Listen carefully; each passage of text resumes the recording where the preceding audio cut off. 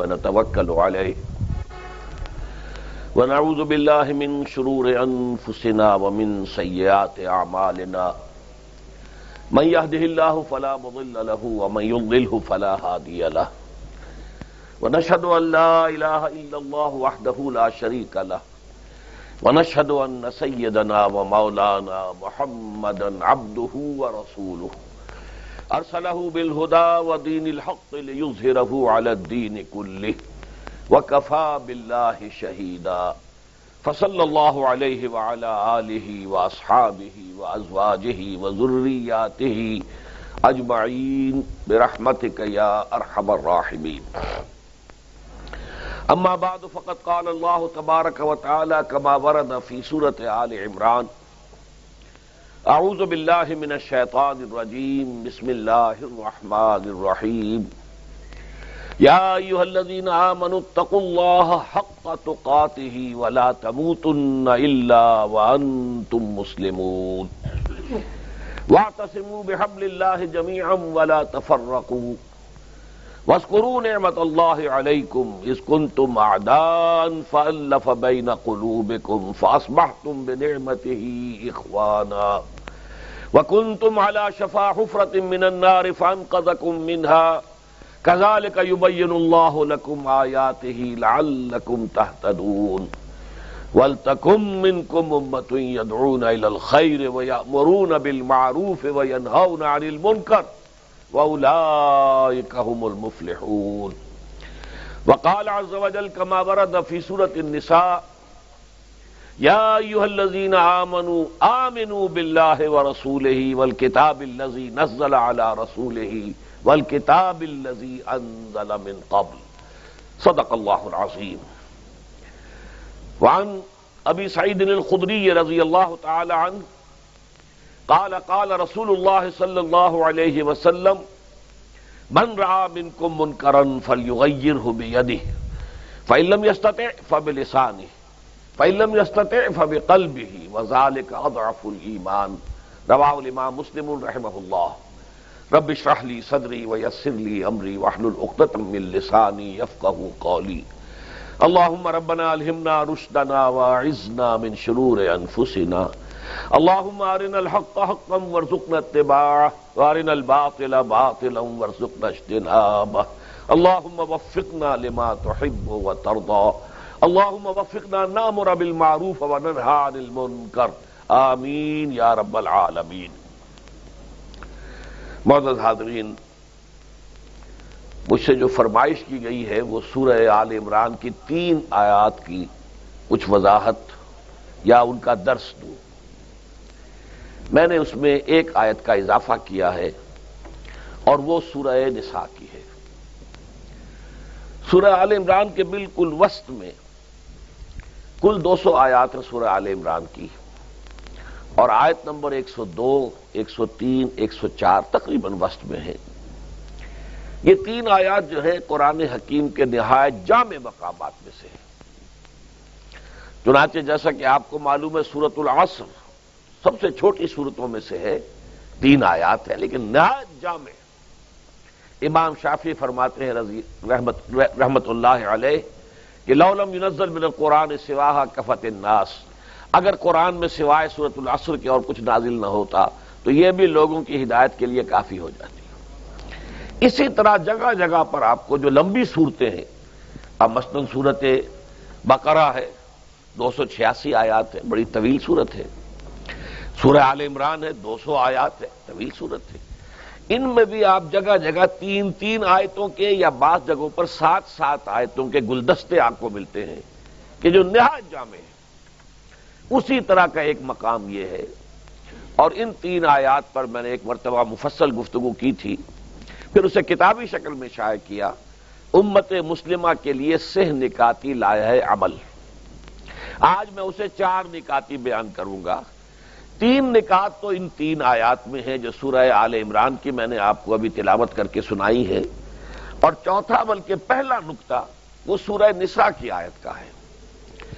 دیکھیے سورہ آل عمران کی آیت شروع ہوتی ہے یا ایھا الذین آمنوا اتقوا اللہ حق تقاتہ.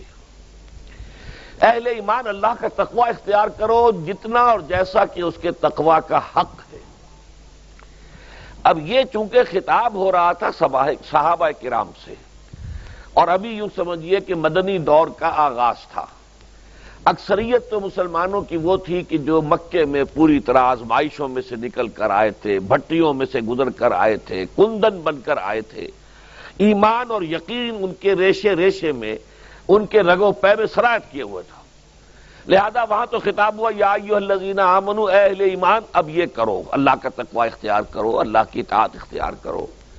آج چونکہ ہمارا معاملہ یہ ہے کہ بدقسمتی سے ہمارے پاس وہ دلی یقین والا ایمان نہیں ہے۔ ہمارا ایمان ایک موروثی عقیدہ ہے، ہمیں والدین سے مل گیا ہے وراثتاً۔ جیسے کوئی ہندوؤں کے گھر میں پیدا ہوا تو ہندو ہے، وہ انہی باتوں کو مانتا ہے، وہی دیویاں دیوتا جن کو اس کے والدین مانتے تھے۔ کوئی مسلمانوں کے گھر میں پیدا ہو گیا تو مسلمان ہے، اللہ رسول کا نام اسے بچپن ہی سے سکھا دیا جاتا ہے۔ لیکن اس سے زیادہ یقین قلبی والا ایمان الا ماشاءاللہ جسے بھی ہو وہ تو بہت ہی خوش قسمت ہے، بہت ہی خوش بخت انسان ہے جسے یقین قلبی والا ایمان حاصل ہو جائے۔ اور یہ جان لیجئے کہ اصل ایمان نام ہے یقین قلبی کا۔ یقین پیدا کرے ناداں، یقین سے ہاتھ آتی ہے وہ درویشی کے جس کے سامنے جھکتی ہے فغفوری۔ قرآن مجید میں سورہ حجرات میں بھی فرمایا گیا کہ قالت الاعراب آمنا قل لم تؤمنوا ولکن قولوا اسلمنا۔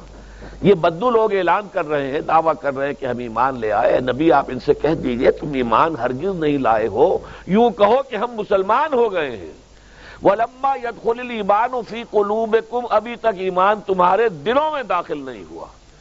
یعنی جب اسلام کو غلبہ حاصل ہو گیا، نبی اکرم صلی اللہ علیہ وسلم اور آپ کے ساتھیوں کو، صحابہ کرام کو عرب میں طاقت کی حیثیت حاصل ہو گئی، تو اب لوگ جو ہیں جوق در جوق، فوج در فوج ایمان میں داخل ہو رہے تھے۔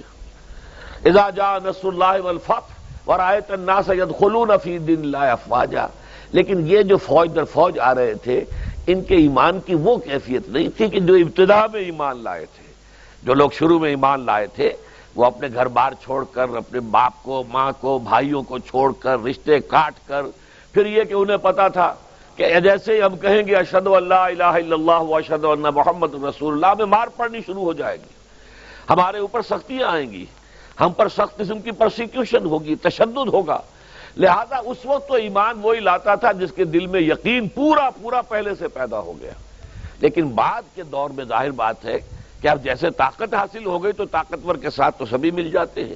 لہذا ایسے لوگ بھی آ گئے جن کے بارے میں میں نے ابھی آیت آپ کو سنائی، آیت نمبر 14 سورہ الحجرات کی، کہ تم اپنے آپ کو مسلمان تو کہہ سکتے ہو، مومن نہیں کہہ سکتے، اس لیے کہ مومن تو وہ ہوتا ہے جس کے دل میں ایمان کھپ گیا ہو۔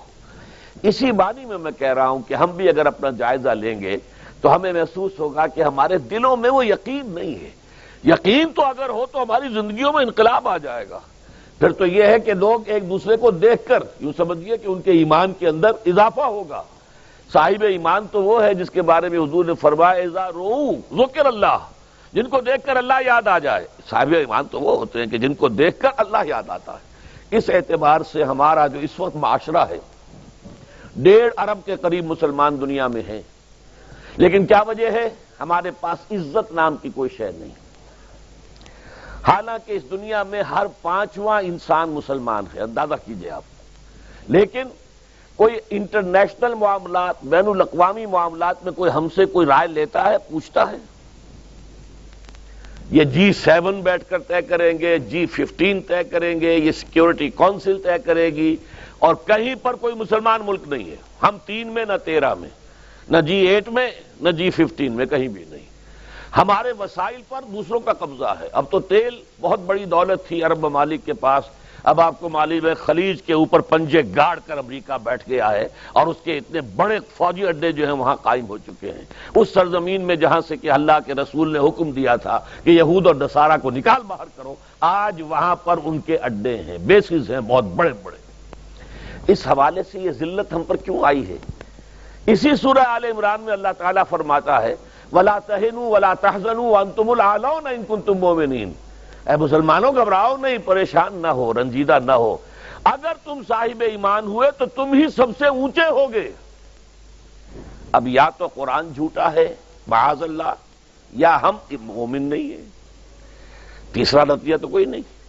قرآن کہتا ہے اگر تم مومن ہوئے تو سب سے اونچے تم ہوگے، تو آج تو ہم سب سے اونچے نہیں ہیں، تو یا اگر ہم صاحب ایمان ہیں اور اونچے نہیں ہیں تو قرآن نے جھوٹ بولا، معاذ اللہ ثم معاذ اللہ، قرآن کی بات تو جھوٹی نہیں ہے، نتیجہ یہی نکلا کہ ہم مومن نہیں ہیں۔ تو پہلا کام جو ہے سورہ آل عمران کے 3 آیات کا مخاطب بننے کے لیے پہلی شرط وہ ہے جو سورہ نساء میں بیان ہوئی، اور اس لیے کہ سورہ نساء پھر اس دور میں نازل ہوئی تھی جبکہ ابھی کچھ کچے پکے کافی مسلمانوں میں شامل ہو گئے تھے، سب کے سب کامل الایمان نہیں تھے، کچے لوگ بھی آ گئے تھے، نئے وارث جو تھے نو وارث آ گئے تھے، لہذا وہاں فرمایا گیا یا ایھا الذین آمنوا آمنوا باللہ ورسولہ والکتاب الذی نزل علی رسولہ والکتاب الذی انزل من قبل، اے ایمان کے دعوے دارو ایمان لاؤ جیسے کہ ایمان لانے کا حق ہے، یعنی یہ ایمان صرف اقرار باللسان نہ ہو، تصدیق بالقلب بنے،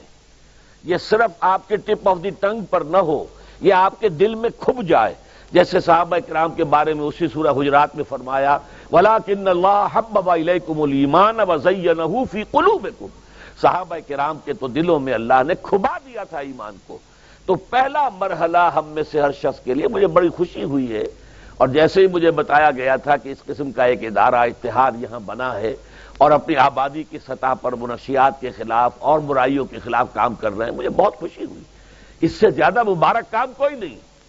یہی وجہ ہے کہ اگرچہ ان ذمہ دار حضرات جو یہاں کے، ان میں سے تو کسی نے مجھ سے ملاقات بھی نہیں کی تھی، ہمارے ایک ساتھی جو ہے نوید انجینئر صاحب جو کبھی کبھی آپ کے یہاں درس دینے کے لیے آتے ہیں، انہوں نے کہا اور میں نے کہا فوراً ٹھیک ہے میں ضرور جاؤں گا، اس لیے کہ جہاں اتنا مبارک کام ہو رہا ہو وہاں جانا تو خود ایک سعادت ہے، اس میں شرکت جو ہے خود میرے لیے جو ہے موجب ثواب ہے، تو میں اسی لیے حاضر ہوا ہوں کہ یہ کام بہت بڑا ہے، بہت اونچا ہے۔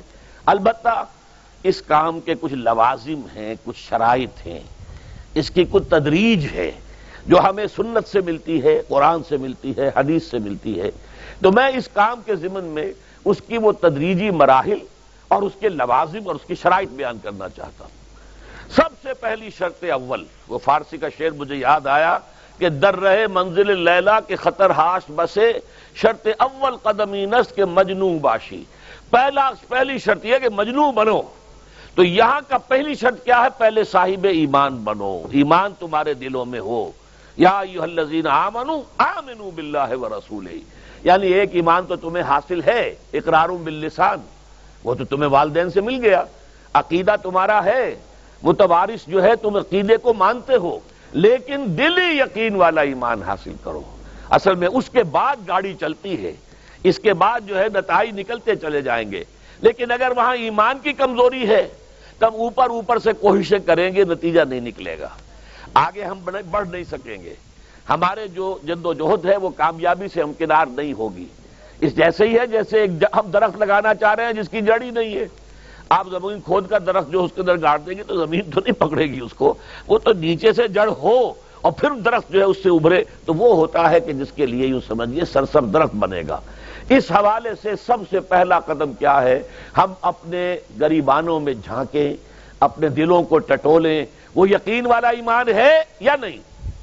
اگر ہے تو اللہ کا شکر ادا کیجیے، تہنیت، مبارکباد، اور نہیں ہے تو پہلا کام یہ ہے کہ اے ایمان کے دعوے دارو ایمان لاؤ جیسے کہ ایمان کا حق ہے، یقین اللہ کی ذات پر، اس کی صفات کمال پر، یقین مرنے کے بعد اٹھنے پر، بعث بعد الموت اور حساب کتاب، یوم حشر اور جنت اور دوزخ کا یقین، فرشتوں کا یقین، وحی کا یقین، قرآن کا یقین، کتابوں کا یقین، نبیوں اور رسولوں کا یقین، اور محمد الرسول اللہ کا یقین صلی اللہ علیہ وسلم کہ آپ آخری اور کامل رسول ہیں اللہ تعالیٰ کے، خاتم النبیین بھی ہیں اور آخر المرسلین بھی صلی اللہ علیہ وسلم۔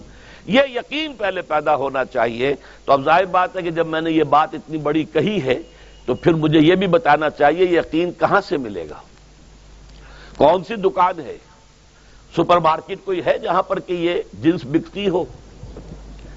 پہلی بات تو یہ ہے کہ اس کے لیے آسان ترین طریقہ کیا ہے؟ صاحب ایمان کی صحبت اختیار کرو۔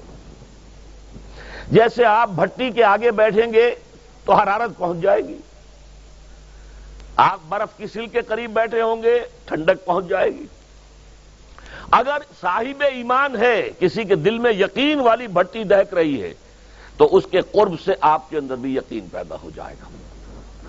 دوسرا طریقہ یہ ہے کہ شریعت کے احکام پر عمل کیے جاؤ، کیے جاؤ، کیے جاؤ، کیے جاؤ، اس عمل سے بھی یقین پیدا ہوتا ہے۔ یہ دو طرفہ معاملہ ہے، یقین سے عمل پیدا ہوتا ہے اور عمل سے یقین پیدا ہوتا ہے۔ جیسے آپ کہتے ہیں وشس سرکل، وہ بری شے ہوتی ہے کہ ایک چیز ہے بڑھ گئی تو پھر اس کے اور خرابی بڑھ گئی، اس سے پھر وہ پہلی خرابی اور بڑھ گئی، پھر وہ اس سے اور خرابی بڑھتی چلی گئی۔ جیسے پیچ آپ دیکھتے ہیں، ہر چکر کے ساتھ وہ پیچ آگے بڑھتا جاتا ہے۔ اسی طریقے سے بھلائی کا بھی ایک سرکل ہے، ایک نیکی آپ کریں گے آپ میں ایمان پیدا ہوگا، اب آپ زیادہ نیکی کریں گے تو اب اور زیادہ ایمان پیدا ہوگا، تو یہ دو طرفہ سرکل ہے۔ اور تیسری بات جو ہے، خاص طور پر فہیم، ذہین، انٹلیکچول لوگ، سمجھدار لوگ، اور آج کی دنیا آپ کو معلوم ہے کہ ہمارے نوجوان طبقے میں بہت بڑی تعداد بہت سمجھدار لوگوں کی ہے، اس لیے کہ ان کی معلومات کا دائرہ بڑا وسیع ہو گیا ہے۔ جدید دنیا میں جو علوم ہیں ان کا ایکسپلوژن ہے، دھماکہ ہو گیا، اتنے علوم پھیل گئے، اور اس کے اثرات ہیں۔ اخبار بین لوگ بھی جو ہیں وہ بھی ایک طرح سے ہر ایک ان میں سے فلسفی ہوتا ہے، آپ اس سے ذرا بات کر کے دیکھیے، وہ اپنے فلسفے بگاڑے گا، اپنی رائے دے گا، معلوم ہوتا ہے کہ شاید سب سے بڑا سیاسی تجزیہ نگار یہی ہے۔ لہذا وہ لوگ کہتے ہیں کہ ہمیں تو وہ بات بتاؤ جو ہماری عقل کو بھی اپیل کرے۔ یہ جو معاملہ ہے، وہ ایمان جو عقل کو بھی اپیل کرے، اس کی سورس صرف ایک ہے اور وہ قرآن حکیم ہے۔ مولانا ظفر علی خان نے ایک شعر کہا تھا بہت سادہ انداز میں، وہ جنس نہیں ایمان جسے لے آئیں دکان فلسفہ سے، ڈھونڈے سے ملے گی عاقل کو یہ قرآن کے سیپاروں میں۔ عاقل جو ہے، انٹلیکچول، ایک ہے عام آدمی۔ عام آدمی جو ہے صاحب یقین کی صحبت سے بھی یقین پیدا ہو جائے گا، عام آدمی عمل کرتا رہے گا، اس سے بھی یقین پیدا ہو جائے گا۔ لیکن عاقل، انٹلیکچول، وہ شخص جو کہتا ہے پہلے میری عقل کو اطمینان ہونا چاہیے پھر مانوں گا، اس کے لیے جو سورس ہے، منبع ہے، سرچشمہ ہے ایمان کا، وہ صرف اور صرف قرآن ہے۔ اس میں غور و فکر کرے، انسان اس طرح قرآن کو پڑھے کہ وہ براہ راست اس کا مفہوم اس کے دل کے اوپر اترتا چلا جائے۔ جیسے علامہ اقبال نے کہا ہے کہ تیرے ضمیر پہ جب تک نہ ہو نزول کتاب، گرہ کشا ہے نہ راضی نہ صاحب کشاف۔ قرآن تو تمہارے اپنے قلب پر نازل ہونا چاہیے۔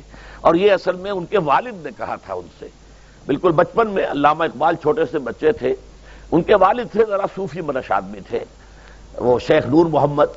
وہ آئے فجر کی نماز مسجد سے پڑھ کر آئے تو دیکھا کہ اقبال جو ہے بچہ وہ قرآن پڑھ رہا بیٹھا ہوا۔ اس نے کہا والد نے کہ بیٹے تم یہ قرآن کیسے پڑھتے ہو؟ اب وہ حیران ہوا بچہ، کیا بجان بس میں پڑھتا ہوں قرآن جیسے پڑھتے ہیں، آپ کا مطلب کیا ہے؟ کہا بیٹے قرآن ایسے پڑھا کرو کہ جیسے یہ تم پر نازل ہو رہا ہے، یوں سمجھو کہ تم پر نازل ہو رہا ہے، تم مخاطب ہو۔ اب اس چیز کو انہوں نے اپنے اس شعر میں ادا کیا، تیرے ضمیر پہ جب تک نہ ہو نزول کتاب، گرہ کشا ہے نہ راضی نہ صاحب کشاف۔ جیسے یہ قرآن قلب محمد پر نازل ہوا تھا، فَإِنَّهُ نَزَّلَهُ عَلَىٰ قَلْبِكَ، جبرائیل نے یہ اے نبی اے محمد آپ کے دل پر اتارا ہے۔ تو جب تک ہمارے بھی دل پر نہیں اترے گا تو قرآن مجید جو ہے وہ ہمیں انسپائر نہیں کر سکے گا۔ ترجمہ آپ پڑھیں گے، کچھ آپ کو معلوم ہو گیا اس کا مطلب یہ ہے، تفسیر پڑھا، اچھا جی ٹھیک ہے فلاں مفسر نے یہ لکھا ہے، فلاں نے یہ لکھا ہے، یہ معلومات تو مل جائیں گی، لیکن وہ اندر سے جو موٹیویشن ہوتی ہے، اندر سے جو جذبہ ابھرتا ہے، اندر سے جو ایمان جو ہے ایک چشمے کی طرح قلب کی گہرائیوں سے ابلتا ہے، وہ نہیں ہوگا۔ وہ اسی وقت ہوتا ہے کہ جب وہ انٹلیکچول آدمی جو ہے وہ کم سے کم اتنی تکلیف ضرور کرے کہ اتنی عربی سیکھ لے کہ عربی جو ہے قرآن مجید اس کے براہ راست قلب پر نازل ہو سکے، وہ ترجمہ نہ دیکھے۔ اب ایک آیت پڑھی پھر ترجمہ دیکھا، پھر دیکھا اس میں نمبر 11 لکھا ہوا ہے، حاشیہ میں جا کر دیکھا نمبر 11 یہاں ہے، وہ دیکھا، تسلسل تو ٹوٹ گیا۔ اب وہ بات نہیں رہی۔ اور ترجمہ جو ہے وہ سبھی جانتے ہیں، دنیا میں ہر بچہ بھی سمجھ لے گا کہ غالب کا کوئی شعر ہو اور وہ آدمی پڑھ کے جھوم جاتا ہے کہ کیا بات کہی ہے، اسی کا انگریزی میں ترجمہ کر دیجئے، اب اس میں کچھ بھی نہیں۔ آپ نے مفہوم تو بیان کر دیا انگریزی میں، لیکن جو تاثیر ہے اس غالب کے شعر کی وہ انگریزی میں منتقل نہیں ہو سکتی۔ تو قرآن مجید کا کچھ نہ کچھ مفہوم تو ترجمے سے معلوم ہو جائے گا. قرآن کی تاثیر ترجمے سے نہیں حاصل ہو سکتی، تفسیر سے نہیں حاصل ہو سکتی. اسی لیے دو سب سے بڑی تفسیروں کا ذکر علامہ اقبال نے کیا ہے کہ گرہ کشا ہے نہ راضی، نہ امام راضی کی تفسیر کبیر سے تمہیں فائدہ ہوگا اور نہ امام زمخشری کی کشاف سے ہوگا، جب تک کہ تمہارے اپنے دل پر قرآن نہ اترے. اور اس کے لیے لازم ہے کم سے کم یہ کہ اتنی عربی انسان سیکھ لے کہ بیریئر نہ ہو ٹرانسلیشن کا، کوئی پردہ حائل نہ ہو درمیان میں، تسلسل نہ ٹوٹے. آپ براہ راست پڑھ رہے ہیں اور براہ راست اس کا مفہوم آپ کے قلب پر نازل ہو رہا ہے. تو پہلا سٹیپ جو میں نے ان 3 آیتوں پر اضافی آیت سورہ نساء کی آپ کے سامنے رکھی، ہم میں سے ہر شخص کا پہلا کام یہ ہے کہ وہ یقین والا ایمان حاصل کرے. عام آدمی کے لیے صاحب یقین کی صحبت بھی مفید، عام آدمی کے لیے عمل سے بھی یقین پیدا ہوتا ہے، لیکن انٹلیکچوئل کے لیے، ذہین کے لیے، فہیم انسان کے لیے، انٹیلیجنسیا جسے آپ کہتے ہیں، اس کے لیے لازم ہے کہ وہ قرآن مجید کی گہرائیوں میں غوطہ زنی کرے اور قرآن اس کے اپنے قلب کے اوپر نازل ہو تو کہیں جا کر وہ قرآن کو سمجھے گا. چنانچہ علامہ اقبالی کا ایک اور شعر میرے ذہن میں آیا ہے، وہ میں آپ کو سنا دوں. ہم یہ سمجھتے ہیں کہ عرب تو ان کی اپنی زبان ہے، لہذا وہ تو قرآن مجید کو سمجھتے ہی ہوں گے، لیکن بسا اوقات ایسا بھی ہوتا ہے اگر دل پر حجاب آئے ہوئے ہوں تو قرآن مجید کے سمجھنے سے بھی کچھ حاصل نہیں ہوتا. دل پر حجاب ہے. یہی وجہ ہے تو عرب ہو یا عجم ہو، تیرا دل نہ دے گواہی. لغت غریب یہ قرآن مجید جو ہے، تو عجم ہو یا عرب ہو، یہ قرآن مجید تیرے لیے لغت غریب رہے گا جب تک کہ تیرا دل گواہی نہیں دیتا. تو ایک تو طلب ہدایت ہو انسان کے اندر، اور دوسرے یہ کہ قرآن مجید کو براہ راست نازل ہونے کا موقع ملے قلب کے اوپر، تو ایمان یقین والا حاصل ہوگا.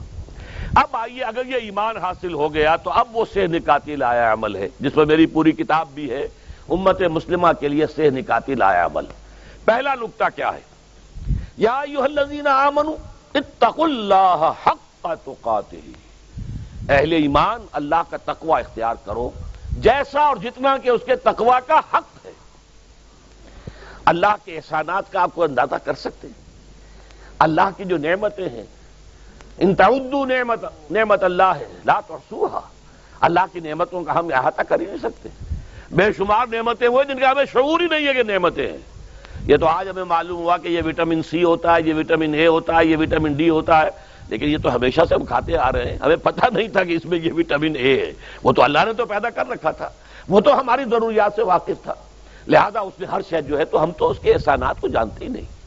اب اس کے تقوی کا حق ادا کرنا، یہ تو اس کے بغیر ممکن نہیں کہ کوئی حرکت ہماری کسی بھی وقت اللہ کے حکم کے خلاف نہ ہو.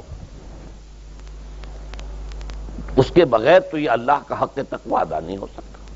یہی وجہ صحابہ کرام گھبرا گئے، اس لیے کہ دیکھیے ہم قرآن پڑھتے ہیں یا سنتے ہیں تو ہمارا انداز کچھ اور ہوتا ہے، ہماری نیت عمل کی نہیں ہوتی. بس معلومات کے لیے اچھی تقریر کرتا ہے، چلیے تقریر سنیں. اور صحابہ کرام جب سنتے تھے قرآن یا پڑھتے تھے تو نیت ہوتی تھی عمل کی، تو وہ فوراً تولتے تھے اپنے آپ کو کہ یہ جو آیت اتری ہے ہم اس پر پورے اتر سکتے ہیں کہ نہیں. لہذا صحابہ کرام نے جب آیت سنی اتقوا اللہ حق تقاتہ، تقوی اختیار کرو جتنا کہ اللہ کے تقوی کا حق ہے، تو صحابہ گھبرا گئے کہ حضور اللہ کا حق تقوی کون ادا کر سکتا ہے. اس کے بعد پھر آیت نازل ہوئی ہے جو سورہ تغابن میں ہے، فاتقوا اللہ ما استطعتم. تقوی اختیار کرو اللہ کا جتنا تمہارے حد امکان میں ہے. اب ان کی جان میں جان آئی کہ انسان اپنے حد کے اندر اپنی سی کوشش کر کے تو آخری حد تک پہنچ سکتا ہے، لیکن اللہ کا حق ادا کرنا تو ممکن نہیں. میں آپ کو سناؤں آپ حیران ہو جائیں گے. حضور فرمایا کرتے تھے، اے اللہ ما عرفناک حق معرفتک وما عبدناک حق عبادتک. اے اللہ ہم تجھے نہیں پہچان پائے جیسے کہ تیرے پہچاننے کا حق ہے، اور اے اللہ ہم تیری بندگی نہیں کر پائے، عبادت نہیں کر پائے جیسے کہ تیری عبادت کا حق ہے. اگر حضور یہ فرما رہے ہو تو تابع دیگراں کے رسد کون شخص ہوگا جو کہے گا کہ میں اللہ کے حق تقوی کا حق ادا کر سکتا. لیکن مستطعتم، جتنا بھی تمہارے حد امکان میں ہے. ابھی یہ آیت ختم نہیں ہوئی ہے. تقوی کی سب سے گاڑھی آیت ہے قرآن مجید کی. ابھی ختم نہیں ہوئی، دوسرا حصہ کیا ہے؟ وَلَا تَمُوتُنَّ إِلَّا وَأَنْتُمْ مُسْلِمُونَ، اور دیکھنا موت ہرگز نہ آئے تمہیں مگر فرما برداری کی حالت میں۔ کیا مطلب؟ فرض کیجئے کہ آپ کسی گناہ کے اندر ملوث ہیں، اسی لمحے موت آ گئی، کتنی بری موت ہوئی، کس حال میں اللہ کے ہاں پیشی ہو رہی ہے۔ ایک بہت بڑے شاعر تھے لکھنؤ کے، ان کو موت آئی، کیسے آئی؟ رات کے 2-3 بجے 2:30 بجے شراب خانے سے نکلے، شراب کے نشے میں دھت لڑکھڑائے، گر گئے، ساتھ ہی جو گندا نالا بہ رہا تھا اس میں گر گئے، وہاں سے لاش برآمد ہوئی۔ یہ بھی موت ہے، کتنی بری موت۔ اور اس سے آگے بڑھیے، فرض کیجئے کوئی شخص بدکاری کر رہا ہے، زنا کر رہا ہے، اور اسی حالت میں اور اسرائیل آئے اور جان کھینچ لے، کیسی بری موت ہوئی، کس حال میں ہوئی؟ نافرمانی کی حالت میں ہوئی۔ حضور نے فرمایا کہ کوئی شخص جب گناہ کر رہا ہوتا ہے تو اس کے دل میں ایمان نہیں ہوتا۔ مسلمان تو وہ ہوتا ہے لیکن ایمان دل میں نہیں ہوتا۔ لا یزنی الزانی حین یزنی وہو مومن، کوئی زانی حالت ایمان میں زنا نہیں کر سکتا۔ ولا یسرق السارق حین یسرق وہو مومن، کوئی چور حالت ایمان میں چوری نہیں کر سکتا۔ ولا یشرب الخمر حین یشرب وہو مومن، کوئی شرابی حالت ایمان میں شراب نہیں پیتا۔ وہ ایمان کیا ہوا؟ دھیلے کا نہ ہوا جو کہ ایمان بھی ہو اور پھر بھی گناہ ہو جائے، پھر ایمان کی کیا قدر و قیمت ہے؟ دھیلے کا بھی نہیں، ایمان نہیں ہوتا اس وقت، تبھی وہ گناہ کرتا ہے۔ البتہ توبہ کرتا ہے تو اس کے دل میں ایمان لوٹ آتا ہے، نہیں کرتا تو رخصت ہو جاتا ہے۔ لہذا اب آپ سوچئے کہ ایک شخص طے کر لے کہ نہیں مروں گا مگر فرما برداری کی حالت میں، اور کچھ پتہ نہیں موت کب آ جائے، کیا پتہ یہاں سے نکل کر گھر تک جانا ہمارے نصیب میں ہے یا نہیں ہے، کیا پتہ کوئی ایکسیڈنٹ ہونے والا ہو اور ہماری لاش ہی جائے گھر یا کسی ہسپتال میں جائے، کیا پتہ؟ چونکہ موت کا کچھ پتہ نہیں کب آ جائے، لہذا اس آیت پر عمل صرف اس وقت ممکن ہے جب کوئی لمحہ بھی معصیت میں نہ بسر ہو، تب یہ ہے کہ آپ کہہ سکتے ہیں کہ نہیں مروں گا مگر حالت فرما برداری میں۔ اس پر عمل کرنا کوئی آسان کام نہیں ہے۔ کوئی لمحہ میری زندگی کا گناہ میں نہ ہو اور معصیت میں بسر نہ ہو، مبادا ہے اسی لمحے موت آ جائے، تو وہ موت تو فرما برداری کی حالت کی موت تو نہ ہوئی، وہ موت پر قلبی ایمان والی موت کی تو نہیں ہوئی، اور وہ تو بڑی حسرتناک موت ہو جائے گی۔ بہرحال یہ پہلا قدم ہے اصل میں، اور یہ اس کی ضرورت اس لیے ہے کہ ویسے تو جذبہ تو پیدا ہوتا ہے سب میں ہی، اچھائی کا پرچار ہونا چاہیے، اچھائی کی دعوت ہونی چاہیے، نیکیوں کی تلقین ہونی چاہیے، برائیوں سے روکنا چاہیے، لیکن ہمارے یہاں اکثر معاملہ یہ ہو جاتا ہے کہ جو سورہ بقرہ ہی میں فرمایا گیا ہے اور یہود کے بارے میں، اتامرون الناس بالبر وتنسون انفسکم وانتم تتلون الکتاب افلا تعقلون، کیا تم لوگوں کو نیکی کا حکم دیتے اور اپنے آپ کو بھول جاتے ہو، حالانکہ تم کتاب پڑھتے ہو، تورات تمہارے پاس ہے۔ تو یہ نہ ہو کہ لوگوں کے لیے تو جو ہے دوسروں دیگنا راہ نصیحت اور خود راہ فصیحت، یہ نہیں، بلکہ یہ سب سے پہلے اپنے کردار کو پاک کرو اور صاف کرو، اپنے کردار میں سے معصیت کو، حرام کو نکال باہر کرو۔ اپنی معاشرت اور معیشت دو چیزیں ہیں سب سے اہم، ایک ہے آپ کی معاش، کہاں سے کما رہے ہیں، اس میں کوئی حرام کا عنصر تو نہیں ہے، کوئی بینک سے رقم لے کر تو نہیں آپ نے دکان بڑھا رکھی ہے، کاروبار اپنا پھیلا رکھا ہے، چمکا رکھا ہے، کارخانہ بنایا ہے، سود کے اوپر آپ نے قرض لیا ہوا ہے، بینک سے قرض لے کر آپ نے بلڈنگ بنا لی ہے۔ اگر یہ کام کیا تو آپ کی تو معیشت حرام کی ہو گئی، یا اور کوئی کام ہے، آپ غلط کام کر رہے ہیں۔ اب یہی جو منشیات کا دھندا ہے، کروڑوں اربوں کا معاملہ ہوتا ہے، جب کوئی پکڑی جاتی ہے تو آپ کہتے ہیں اتنے کروڑ کی ہیروئن پکڑی گئی، اتنے ارب ڈالر کی ہیروئن پکڑی گئی، ہوتا کہ نہیں؟ یہ تو دنیا کا سب سے بڑا کاروبار ہے اس وقت، لیکن حرام کاروبار ہے، جو کھا رہے ہیں حرام کھا رہے ہیں۔ تو پہلی بات یہ ہے کہ جب تک کہ اشخاص اور افراد، اس لیے کہ امت جو ہے وہ بنتی ہے اشخاص سے مل کر، امت آسمان سے تو نہیں آتی، لوگ مل جل کر ایک جماعت بناتے ہیں، مل جل کر ایک امت بنتی ہے۔ تو اب اگر جیسے کہ ایک فصیل ہے بڑی اور وہ اینٹوں سے بنی ہوئی ہے، تو اینٹیں پختہ ہوں گی تو فصیل پختہ ہے، ایک تو اینٹیں پختہ ہونی چاہیے اور دوسرے سیمنٹ سبسٹنس جو لگا ہوا جوڑنے والا مسالہ، وہ مسالہ مضبوط ہونا چاہیے، تبھی وہ فصیل جو ہے وہ مضبوط ہوگی۔ تو پہلی کام کیا ہے کہ ہر اینٹ جو ہے وہ مضبوط ہو جائے۔ اللہ تعالیٰ نے فرمایا سورہ رعد میں ان اللہ لا یغیر ما بقوم حتی یغیروا ما بانفسہم، کسی قوم کی حالت اللہ نہیں بدلتا جب تک کہ وہ اپنے اندر اپنے نفس کی حالت کو نہیں بدلیں گے۔ پہلے اندر اپنے آپ کو بدلو، پہلے حلال پر اکتفا کرو، حرام سے اجتناب کرو، گھروں میں شرعی پردہ نافذ کرو، شرعی پردہ، یہ رواجی پردہ نہیں، شرعی پردہ۔ پوچھئے علماء سے کس کس سے پردہ ہے، کس کس کے سامنے عورت آ سکتی ہے بغیر حجاب کے، کون ہے محرم، پوچھئے، اور چیزیں بھی پوچھتے یہ بھی پوچھئے نا ان سے، پھر اس پر عمل کیجئے۔ اگر آپ اپنے گھر کے اندر پردہ نافذ نہیں کرتے اور شکوہ کرتے جی بڑی عریانی دنیا میں پھیل رہی ہے، تو آپ کو شکوہ کرنے کا حق نہیں۔ عریانی ہے، بے حجابی ہے، بے پردگی ہے، فحاشی ہے، پھیل رہی ہے، کیوں؟ ہم نے خود اپنے گھروں سے پردہ نکال دیا، جس کے بعد دو پیسے آ گئے سب سے پہلا کام یہ کیا کہ برقع اتار دیا۔ معلوم ہوا کہ یہ تو غربت کی علامت تھی، یہ تو گویا کہ دقیانوسیت کی علامت تھی۔ تو ہمیں یہ سوچنا چاہیے، ہماری معاشرت، اب کسی نے قانون تو ہمارے اوپر نافذ نہیں کیا ہے کہ عورتیں پردہ نہ کریں، اللہ کا شکر ہے آج تک پاکستان میں تو ایسا نہیں ہوا ہے۔ مسلمان ملک ایک ترکی بھی ہے، وہاں عورت اپنا سر بھی نہیں ڈھانپ سکتی۔ آپ کو اپنے اخبار میں آپ نے پڑھا ہوگا، ایک ممبر آف پارلیمنٹ ان کی آ گئی تھی کہ جس نے صرف سر ڈھانپا ہوا تھا، سکارف رکھا ہوا تھا سر پر، اس جرم کی پاداش میں اس کی وہ اسمبلی کی ممبرشپ بھی گئی اور ترکی کی سٹیزن شپ بھی گئی۔ ہمارے ہاں تو نہیں ہے، جس گھر سے بھی پردہ نکلا ہے اپنی مرضی سے نکلا ہے، جس نے بھی چھوڑا ہے اپنے ارادے سے چھوڑا ہے، کسی نے آپ پر لازم نہیں کیا۔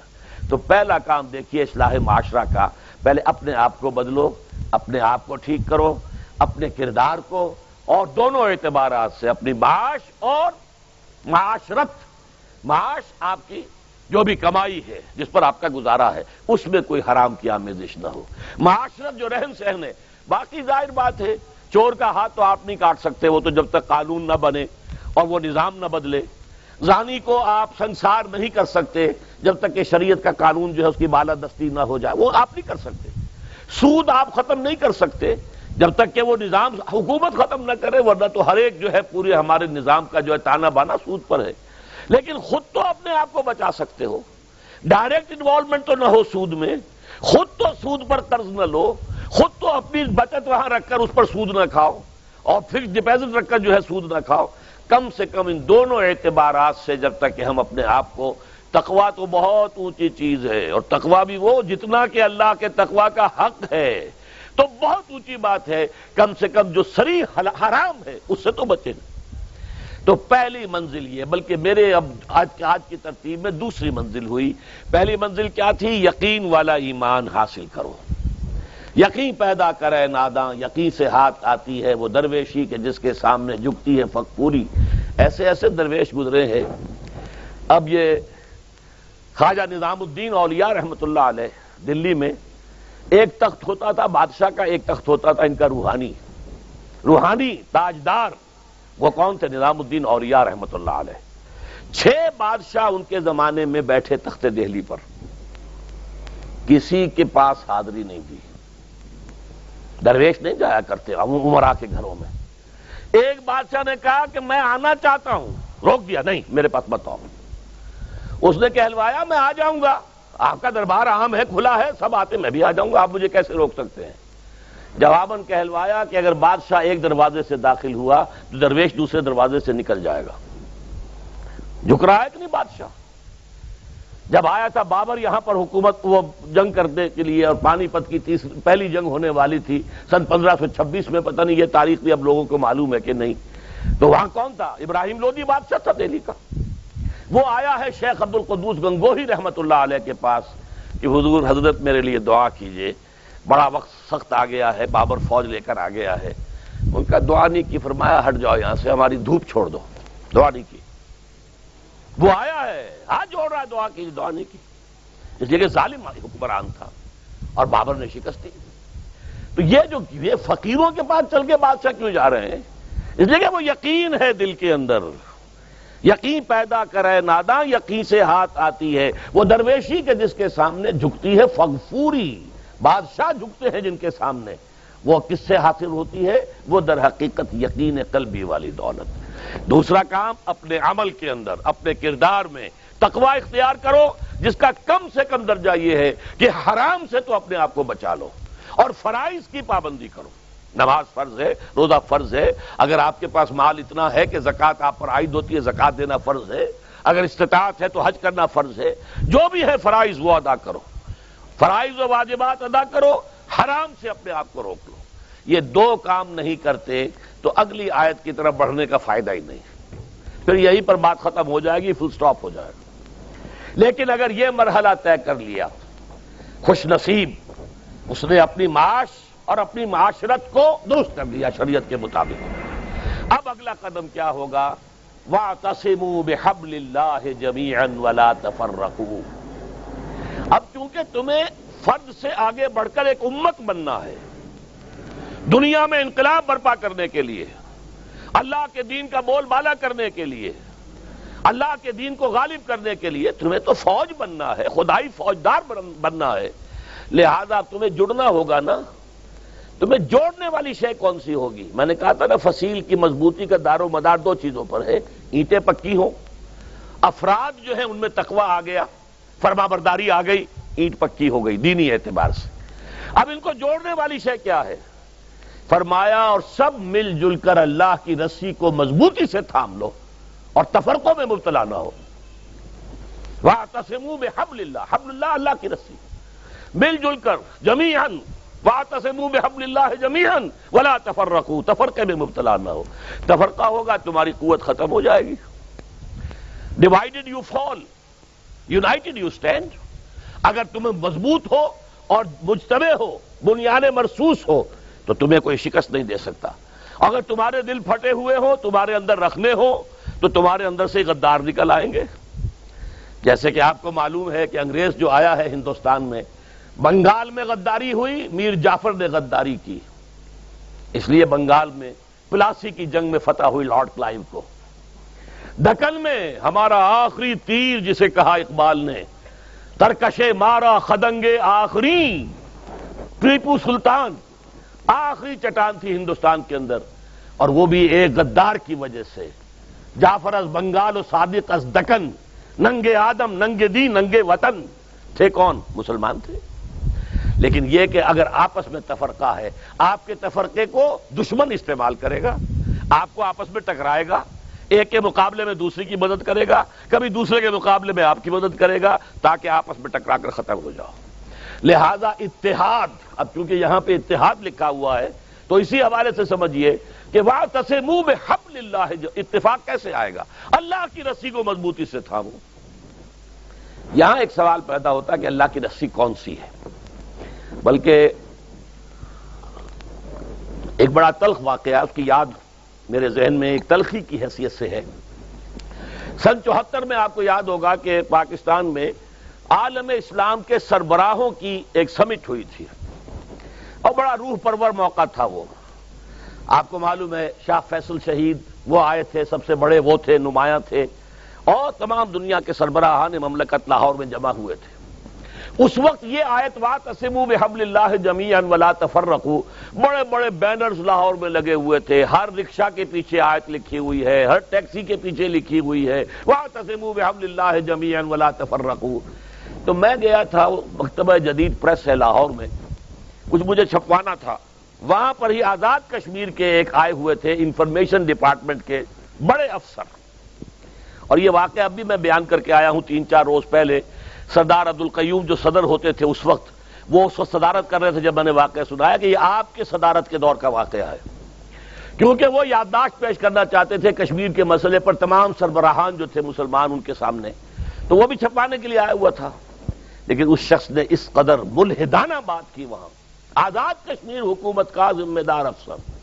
یہ کیا محمل بات ہے؟ اللہ کی رسی کہاں ہے؟ وہ رسی کون سی رسی؟ کہاں سے تھامے؟ کس کو تھامے؟ یہ تو کلام محمل ہے، اس کا مطلب ہی کچھ نہیں. انا للہ. اور میں سنا کے آیا ہوں کہ یہ ہے آپ کے زیر سرپرستی، آپ کی بیوروکریسی جو ہے اس کی ذہنیت کیا تھی، اس کا نتیجہ میں آپ کے سامنے رکھ رہا ہوں. بہرحال یہ سوال پیدا ہوتا ہے کہ حبل اللہ سے مراد کیا ہے؟ اس کی اب یہ بات اصولاً سمجھ لیجئے، قرآن مجید میں جہاں وضاحت کی ضرورت ہوگی تو یہ فرض منصبی ہے محمد الرسول اللہ صلی اللہ علیہ وسلم کا کہ آپ اس کو واضح کریں. انزلنا الیک الذکر، لِتُبَيِّنَ لِلنَّاسِ مَا نُزِّلَ إِلَيْهِمْ، اے محمد یہ الذکر، یہ قرآن ہم نے آپ پر نازل کیا ہے تاکہ آپ لوگوں کے لیے واضح کریں اس شے کو کہ جو ہم نے ان کے لیے اتاری ہے۔ قرآن تو اتارا ہے ہم نے لوگوں کے لیے، ہدی للناس اتارا ہے آپ پر، تو صرف آپ کے لیے تو نہیں ہے نا، لوگوں کے لیے ہے۔ تو لوگوں کو آپ یہ کتاب پہنچائیں اور جہاں اس کی وضاحت کی ضرورت ہو وضاحت کریں۔ جیسے ایک استاد جو ہے کتاب پڑھا رہا ہے، ٹیکسٹ پڑھا رہا ہے، لیکن تشریح بھی تو کرتا ہے نا۔ حضور نے فرمایا، حضرت علی رضی اللہ تعالیٰ عنہ سے روایت ہے، فرماتے ہیں کہ ایک موقع پر حضور نے فرمایا انہا ستکون فتنۃ، حضور نے خبر دی ان قریب ایک بہت بڑا فتنہ رونما ہوگا۔ فقلت، حضرت علی فرماتے ہیں میں نے عرض کیا مل مخرج منہا یا رسول اللہ، اے اللہ کے رسول یہ فرمائیے اس فتنے سے نکلنے کا راستہ کون سا ہوگا؟ یہ مخرج بڑے بڑے حالوں میں لکھا ہوتا ہے ایگزٹ، اور عربی میں مخرج لکھا ہوتا ہے عرب ممالک میں سرخ روشنی کے ساتھ، یا فرض کیجئے ہال کے اندر کوئی دھماکہ ہو جائے یا کوئی بجلی فیل ہو جائے تو دوڑو ان کی طرف، نکلنے کے راستے یہ مخرج اسے کہتے ہیں۔ تو اب دیکھیے یہاں پر ایک نقطہ ہے سمجھنے کا، حضرت علی نے یہ نہیں پوچھا کہ یہ فتنہ کب ہوگا، کیوں ہوگا، کدھر سے آئے گا، کیسے آئے گا، فتنے کی شکل کیا ہوگی، کچھ نہیں پوچھا۔ ہم ہوتے تو یہ پوچھتے، حالانکہ یہ ساری چیزیں ہیں علمی معلوماتی، اصل عملی مسئلہ یہ کہ اس فتنے سے نکلنے کا راستہ کون سا ہوگا۔ کیونکہ صحابہ کرام کا معاملہ جیسا کہ میں نے عرض کیا، وہ جو سنتے تھے قرآن سنے یا حدیث سنے پہلے عمل کی بات سوچتے تھے۔ تو پوچھا بل مخرج منہا یا رسول اللہ، اب آپ نے فرمایا کتاب اللہ، فتنوں سے بچانے والی اللہ کی کتاب ہے، فیہ خبر ما قبلکم ونبأ ما بعدکم وحکم ما بینکم، اس تو اللہ کی کتاب میں قرآن میں تم سے پہلی قوموں کے حالات بھی ہیں، تمہارے بعد میں آنے والی قومیں ان کے حالات بھی ہیں، اور تمہارے مابین جتنے اختلاف ہوں گے ان کا حل موجود ہے۔ وَهُوَ الصِّرَاطُ الْمُسْتَقِيمُ وَهُوَ الذِّكْرُ الْحَكِيمُ وَهُوَ حَبْلُ اللَّهِ الْمَتِينُ، یہی قرآن جو ہے یہ صراط مستقیم ہے، یہی ذکر حکیم ہے، یہی اللہ کی مضبوط رسی ہے۔ یہ ہے وہ بات کہ جو حضور نے واضح کر دی، وَاعْتَصِمُوا بِحَبْلِ اللَّهِ جَمِيعًا، پکڑ لو قرآن کو مضبوطی کے ساتھ۔ سیمنٹ سبسٹنس جو ہے وہ قرآن ہے جو تمہیں جوڑے گا۔ ایک اور حدیث ہے وہ حضرت عبداللہ ابن مسعود سے ہے کہ حضور نے فرمایا القرآن حبل اللہ الممدود من السماء الى الارض، یہ قرآن اللہ کی رسی ہے جو آسمان اور زمین کے درمیان تنی ہوئی ہے۔ ایک اور حدیث اس سے بھی پیاری ہے، موجم طبرانی کی جو بڑی موجم ہے، موجم کبیر، اس میں نقشہ کھینچا گیا ہے کہ ایک روز حضور اپنے حجرے سے برآمد ہوئے، آپ نے دیکھا مسجد نبوی کے ایک کونے میں لوگ بیٹھے ہوئے قرآن پڑھ رہے ہیں، مذاکرہ کر رہے ہیں، ایک دوسرے سے سمجھ رہے ہیں۔ آپ کے چہرے پر بشاشت کے آثار ظاہر ہوئے، خوشی کے کہ میرے امتی صحیح اور بہترین کام کر رہے ہیں بیٹھے ہوئے۔ آپ چل کر آئے قدم بقدم، آپ نے بڑا پیارا سوال کیا، الستم تشہدون اللہ الہ الا اللہ وانی رسول اللہ وان ھذا القرآن جاء من عند اللہ، کیا آپ لوگ اس کی گواہی نہیں دیتے کہ اللہ کے سوا کوئی معبود نہیں اور میں اللہ کا رسول ہوں اور یہ قرآن اللہ کے پاس سے آیا ہے؟ سب کا جواب کیا؟ بلا یا رسول اللہ، بلا یا رسول اللہ کے رسول، یقیناً ہم گواہ ہیں اس پر۔ اب آپ نے فرمایا فاستبشروا، تو خوشیاں مناؤ، جشن مناؤ، فإن هذا القرآن طرفه بأيديكم وطرفه بيد اللہ، یہ قرآن وہ شے ہے جس کا ایک سرا تمہارے ہاتھ میں ہے اور ایک سرا اللہ کے ہاتھ میں ہے، اس کو تھامو، اس کو مضبوطی سے تھامو۔ علامہ اقبال نے کہا ہے، ہمارے میں دیکھتا ہوں مفسرین نے بہت سے آراء دے دی ہیں، اسلام ہے یا کلمہ شہادت ہے، یہ جو ہے حبل اللہ، لیکن یہ کہ حضور کی اس قدر واضح اس تصریحات کے بعد بھی ہم کوئی اور معنی تلاش کریں تو میرے خیال میں زیادتی ہے۔ علامہ اقبال نے صحیح کہا ہے، از یک آئینی مسلمان زندہ است، مسلمان کی زندگی ہی اس سے ہے کہ اس کے پاس ایک آئین ہے، قرآن ہے۔ قائد اعظم نے بھی فرمایا تھا جب ان سے پوچھا گیا کہ پاکستان تو آپ بنانا چاہتے ہیں، اس کا دستور کیا ہوگا؟ فرمایا ہمارا دستور قرآن ہے، 1400 برس سے طے ہے، ہمیں کوئی نیا دستور بنانے کی ضرورت نہیں ہے۔ از یک آئینی، ایک آئین ہے ہمارا، از یک آئینی مسلمان زندہ است، پیکر ملت سے قرآن زندہ است، یہ جو پیکر ہے میرا، اس میں میری روح ہے، میری زندگی ہے، اس سے میں زندہ ہوں نا، وہ نکل گئی تو یہ لاش ہے سڑ جائے گی، اسے جلدی سے قبر میں اتار دینا۔ تو پے کرے ملت سے قرآن زندہ ہست، قرآن کی وجہ سے ملت جو ہے اس کے جسم میں جان ہے۔ ماں ہما خاک و دل آگاہ اوست، اعتصامش کن کہ حبل اللہ اوست۔ ہم تو مٹی کے مانند ہیں، دل کی حیثیت قرآن کی ہے۔ ہمارے یہ وجود کے اندر جو مٹی سے بنا ہوا ہے، یہ قلب ہے جس میں روح ہے، روحانیت ہے ہماری۔ تو قرآن جو ہے جسد ملی میں اس کی روح کے مانند ہے۔ ماں ہما خاک و دل آگاہ اوست، اعتصامش کن کہ حبل اللہ اوست۔ مضبوطی سے تھامو اس کو کہ یہ ہے حبل اللہ۔ اب میں ذرا اس کی توضیح بھی کر دوں، یہ قرآن کے حبل اللہ ہونے کا مطلب کیا ہے؟ دیکھیے اتحاد جو ہے، لکڑیوں میں اتحاد ہو جائے گا، رسی سے باندھ دیجیے متحد ہو گئی۔ وہ بڈھے کی وہ جو نصیحت تھی اپنی اولاد کو کی تھی وہ سنی ہوگی، بچپن میں بھی پڑھی ہوگی، کہ مرتے ہوئے اپنے بیٹوں کو اس نے سبق سکھانا چاہا۔ یہ خپشیاں جو ہوتی ہیں، بڑی پتلی پتلی لکڑیاں، ان کو جمع کیا، رسی سے باندھا، ذرا توڑو اس کو۔ سب نے زور لگایا، نہیں ٹوٹی۔ پھر کہا اچھا انہیں کھول دو، علیحدہ علیحدہ کر دو، علیحدہ۔ اب سب تو توڑ دیا آرام سے۔ تو بتایا دیکھو اسی طرح بندھے رہو گے تو تمہیں کوئی توڑ نہیں سکے گا، شکست نہیں دے سکے گا۔ اگر علیحدہ ہو گئے، متفرق ہو گئے، تو ایک ایک کر کے تمہیں توڑ دے گا دشمن۔ اسی طریقے سے در حقیقت اگر ہم یکجا یقینی لکڑی کو جمع تو رسی سے دو۔ اب انسانوں کا جو ہے جوڑنا، انسان کسے کہتے ہیں؟ حیوان عاقل ہے، انسان کا فکر ہے، اس کی سوچ ہے، اس کے نظریات ہیں، اس کے افکار ہیں، اس کے عقائد ہیں۔ انہی کی بنیاد پر پھر اس کے مقاصد وجود میں آتے ہیں۔ جب تک ان چیزوں میں ہم آہنگی نہیں ہوگی، ہمارے نظریات بھی ایک ہوں، ہمارے مقاصد بھی ایک ہوں، جب تک نظریات اور مقاصد کی ہم آہنگی نہیں ہوگی، انسانوں میں اتحاد ممکن نہیں ہے۔ واعظ کہتے رہیے، کتنا ہی کہہ لیجئے، اتحاد ہونا چاہیے، اتحاد سے میں برکت ہے، سب صحیح ہے، ہوگا نہیں اتحاد۔ اتحاد ہوگا کس سے؟ آپ کے فکر میں، آپ کی سوچ میں، آپ کے نظریات میں، آپ کے عقائد میں، آپ کے خیالات میں یکسانی ہو، یک رنگی ہو، مقاصد، اہداف، آپ کے گولز یہ ایک ہو جائیں۔ اب آپ جمع ہوں گے تو یہ بنیان مرصوص بن جائیں گے، اور انسان کے فکر کو، اس کی سوچ کو، اس کے مقاصد کو یک رنگی دینے والی شے اللہ کی کتاب ہے۔ لہذا اب تیسرا قدم ہوا آج کے میرے بیان کے اعتبار سے کہ اب یہ اینٹیں پکی ہو گئیں، انہیں جوڑنے کے لیے قرآن۔ اب قرآن میں غوطہ زنی کرو، قرآن پر اپنی سوچ کو، اپنے فکر کو، اپنے خیالات کو قرآن پر مبنی کرو، قرآن سے عزائم حاصل کرو، ارادے حاصل کرو، اپنے مقاصد کا حصول قرآن سے کرو، اپنی منزل کا تعین قرآن سے کرو، تب تم سب کے سب آپس میں جڑ جاؤ گے۔ اس آیت میں آگے چل کر صحابہ کرام، خاص طور پر انصار پر اللہ کا جو بڑا احسان ہوا تھا وہ گنوایا گیا، اس لیے کہ حضور کے یثرب آنے سے پہلے وہاں کے جو دو بڑے قبیلے تھے وہ آپس میں بڑے جنگ کرتے تھے۔ اوس اور خزرج کے مابین 100 سال سے قبائلی جنگ جاری تھی۔ ایسے نہیں تھی جنگ کے روز کے تلواریں کھڑک رہی ہوں، کچھ لوگ ان کے مار دیے، انہوں نے ان کے مار دی، جیسے ہمارے اب بھی ہوتا ہے قبائلی علاقے میں، قتل در قتل، قتل کا جواب قتل ہو رہا۔ یا جیسے کسی علاقے کے اندر جو گنڈے ہوتے ہیں ان کے مابین اسی طرح کا چلتا ہے، چودراہٹ کی وجہ سے اس گروپ نے ان کو مارا، انہوں نے ان کو مارا۔ تو اس طرح سے ان کی قوت ختم ہوتی جا رہی تھی۔ جب حضور تشریف لائے مدینہ منورہ میں، اب ایمان اور قرآن کی بدولت وہ بنیان مرصوص بن گئے۔ اب ان انصار اور ان اوس اور خزرج کے لوگوں سے کہا جا رہا ہے وَاذْكُرُوا نِعْمَتَ اللَّهِ عَلَيْكُمْ، اے اوس اور خزرج سے متعلق لوگوں، اللہ کے اس احسان کو تم پر یاد رکھو، اس کو یاد رکھو۔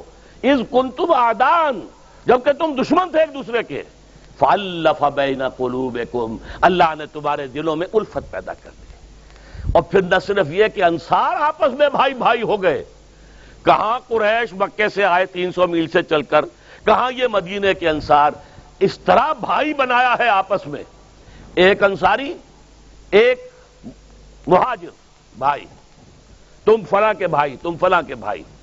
اور پھر ایسا بھی ہوا ہے، انصاری بھائی اپنے مہاجر بھائی کو لے گیا دکان پر، یہ میری دکان ہے، میں اس میں درمیان میں دیوار کھڑی کر دیتا ہوں، آدھی آپ کی آدھی میری۔ یہ میرا گھر ہے، میں اس میں دیوار کھڑی کر دیتا ہوں، آدھا گھر تمہارا آدھا میرا۔ یہاں تک ہوا ہے، اس لیے کہ اس وقت تک پردہ نہیں تھا، پردے کے احکام تو بعد میں آئے نا۔ وہ تو کہیں جا کر آئے ہیں سورہ نور میں اور سورہ احزاب میں، اس سے پہلے تو پردہ تھا ہی نہیں عرب میں، لہذا اس وقت پردے کے احکام نہیں تھے۔ وہ انصاری بھائی اپنے مہاجر بھائی کو گھر لے گیا، 2 بیویاں ہیں میری، تم پسند کر لو، نمبر 1 چوائس تمہارا ہوگا، جس کی طرف اشارہ کر دو گے میں طلاق دے دوں گا، تم شادی کر لینا۔ میں یہ گوارا نہیں کر سکتا کہ میرے گھر میں 2 بیویاں ہوں اور میرا بھائی جو ہے اس کا گھر آباد نہ ہو۔ یہ بھائی بنایا ہے کس نے؟ محمد نے صلی اللہ علیہ وسلم۔ یہ تھی وہ محبت کے جو پیدا کی ہے کہ ایک جنگ میں 3 جو ہیں اس درجے مجروح پڑے ہوئے ہیں کہ آخری وقت میں آپ کو معلوم ہے خون جب بہت نکل جاتا ہے تو پیاس شدید ہوتی ہے موت کے وقت، جبکہ موت جو ہے یہ مجروح ہونے کی وجہ سے اور خون نکلنے سے ہو رہی ہو۔ العطش العطش، اب پیالہ ایک لے کر کوئی پہنچا ہے ایک کے پاس، ادھر سے ایک اور کی آواز آ گئی العطش، اس نے کہا میرے اس بھائی کے پاس لے جاؤ، اس کا حق زیادہ ہے۔ وہاں گئے تو دوسرے اس کے پینے سے پہلے کوئی اور تیسرا بول پڑا العطش، وہ وہاں گیا لے کر کے وہاں لے جاؤ، وہاں گیا تو اس کی جان نکل چکی، واپس آیا تو دوسرا بھی فوت ہو چکا، پھر واپس آیا تو وہ پہلا بھی گیا، تینوں چلے گئے دنیا سے بغیر پانی پیے۔ لیکن یوسرون علی انفسہم ولو کان بہم خصاصہ، یہ تو وہ لوگ ہیں جو اپنے اوپر اپنے بھائیوں کی چیزوں کو ترجیح دیتے ہیں، اپنے بھائیوں کی ضرورت کو ترجیح دیتے ہیں، چاہے خود بھی تنگی کے اندر مبتلا ہوں۔ یہ شان تھی صحابہ کرام کی۔ تو اس احسان کا ذکر ہو رہا ہے، وَاذْكُرُوا نِعْمَتَ اللَّهِ عَلَيْكُمْ إِذْ كُنْتُمْ أَعْدَاءً فَأَلَّفَ بَيْنَ قُلُوبِكُمْ، تم دشمن تھے ایک دوسرے کے تو اللہ نے تمہارے دلوں میں اس الفت پیدا کر دی۔ وَكُنْتُمْ عَلَى شَفَا حُفْرَةٍ مِّنَ النَّارِ، تم تو آگ کے گڑھے کے کنارے تک پہنچ گئے تھے، تباہی کے گڑھے میں گرا چاہتے تھے، فَأَنْقَذَكُم مِّنْهَا، تو اللہ نے تمہیں پکڑ کر وہاں سے بچا لیا ہے۔ كَذَلِكَ يُبَيِّنُ اللَّهُ لَكُمْ آيَاتِهِ لَعَلَّكُمْ تَهْتَدُونَ، اسی طرح اللہ تعالیٰ تمہارے لیے اپنی آیات کی وضاحت کر رہا ہے تاکہ تم ہدایت حاصل کرو۔ اب آج آپ کو معلوم ہے، تھوڑا سا مرثیہ موجودہ حالات کا کہہ دوں، ایک وقت وہ تھا پورے ہندوستان کا مسلمان ایک قوم بن گیا تھا، ایک جھنڈا مسلم لیگ کا، ایک نعرہ پاکستان کا مطلب کیا؟ لا الہ الا اللہ۔ مسلم لیگ کے جھنڈے تلے پوری قوم جمع۔ سن 46 کے الیکشن میں جو نتائج نکلے ہیں، ہر جگہ سے مسلم لیگ کامیاب ہو رہی ہے، گویا کہ مسلمانان ہند کی واحد نمائندہ جماعت۔ ہندو مسلم فسادات ہوتے تھے لیکن شیعہ سنی فسادات بند ہو گئے تھے، آپس میں سب ایک نصب العین پر ہے، پاکستان بنانا ہے، ہندو سے نجات حاصل کرنی ہے، جمع ہو گئے۔ اور آج کیا حال ہے؟ اب وہ قوم کہیں نہیں ہے، قومیتوں میں تقسیم ہو گئی۔ پہلے 5 تھی، منگالی اور سندھی اور پٹھان اور پنجابی اور بلوچ، پھر وہ بنگالی نکل گیا، وہ علیحدہ ہو گیا ہم سے، وہ بنگلہ دیش ہو گیا، تو پھر یہ کہ اردو مہاجر قومیت اس میں آ گئی، 5 کی 5 پھر وہی کی رہی، سرائے کی قومیت علیحدہ ہے، برہوی علیحدہ اٹھ رہا ہے کہ ہم بلوچ نہیں ہیں، ہم علیحدہ ہیں۔ یہ ساری تقسیم در تقسیم کیوں ہو رہی ہے؟ کہ وہ حبل اللہ، اللہ کی رسی، اسلام کو ہم نے مضبوطی سے تھاما نہیں، اسلام کو ہم نے یہاں نافذ نہیں کیا، اللہ کے ساتھ بدعہدی کی۔ ہم نے کہا تھا اے اللہ انگریز اور ہندو کی دوہری غلامی سے نجات دے دے، تیرے دین کا بول بالا کریں گے۔ ہم نے اللہ کے دین کا بول بالا نہیں کیا، اپنی بلڈنگیں بلند و بالا بنا لی، اپنے کارخانے تعمیر کر لیے، کیسے کیسے محل بنائے ہیں، جائیے اور دیکھیے۔ لیکن یہ کہ کہا ہے وہ اللہ کا دین، وہ تو کہیں بھی نہیں، بینکوں میں نہیں، اللہ کے خلاف بغاوت ہے بینکوں کے اندر، آپ کی عدالتوں میں نہیں، اللہ کے قانون کے مطابق تو فیصلے نہیں ہوتے۔ اور قرآن کہتا ہے وَمَن لَّمْ يَحْكُم بِمَا أَنزَلَ اللَّهُ فَأُولَٰئِكَ هُمُ الْكَافِرُونَ، جو اللہ کی اتاری ہوئی شریعت کے مطابق فیصلے نہیں کرتے وہی تو کافر ہیں۔ تو ہم تو کافر ہیں، ہم انڈیویجولی مسلمان ہیں، کلیکٹیولی ہم کافر ہیں، ہمارا نظام کافرانہ ہے، ہماری معیشت کافرانہ ہے، ساری کی ساری سود اور جوئے کے اوپر مبنی ہے۔ اب تو جو شے فروخت ہوتی ہے وہ لاٹری کے ذریعے سے فروخت ہو رہی ہے، ہر شے کے ساتھ جوا شامل کر دیا گیا۔ بہرحال یہ مرثیہ ہے جو میں کہہ رہا ہوں، اس حالت کو ہم کیوں پہنچے کہ وہ جو ہمیں جوڑنے والی شے تھی وہ حبل اللہ، اس کو تو ہم نے پیچھے ڈال دیا۔ نبذ فریق من الذین اوتوا الکتاب کتاب اللہ وراء ظہورہم، کہا تھا ہم نے ہمارا دستور قرآن ہوگا، قرآن کو ہم نے اپنی پیٹھ کے پیچھے پھینک دیا۔ بہرحال تیسرا نقطہ کیا ہوا آج کا؟ پہلا، ایمان حقیقی حاصل کرو، یقین والا ایمان۔ دوسرے، اللہ کا تقوی اور اللہ کی اطاعت، فرما برداری۔ تیسرے، قرآن سے چمٹ جاؤ، تاکہ تم ایک دوسرے سے چمٹ جاؤ. قرآن سے چمٹو گے آپس میں متحد ہو جاؤ گے. اب چوتھا نقطہ یا اس مقام پر وہ تیسرا ہے سورہ آل عمران کی آیات میں وَلْتَكُمْ مِنْكُمْ أُمَّةٌ يَدْعُونَ إِلَى الْخَيْرِ وَيَأْمُرُونَ بِالْمَعْرُوفِ وَيَنْهَوْنَ عَنِ الْمُنْكَرِ وَأُولَٰئِكَ هُمُ الْمُفْلِحُونَ. یہ عجیب آیت ہے.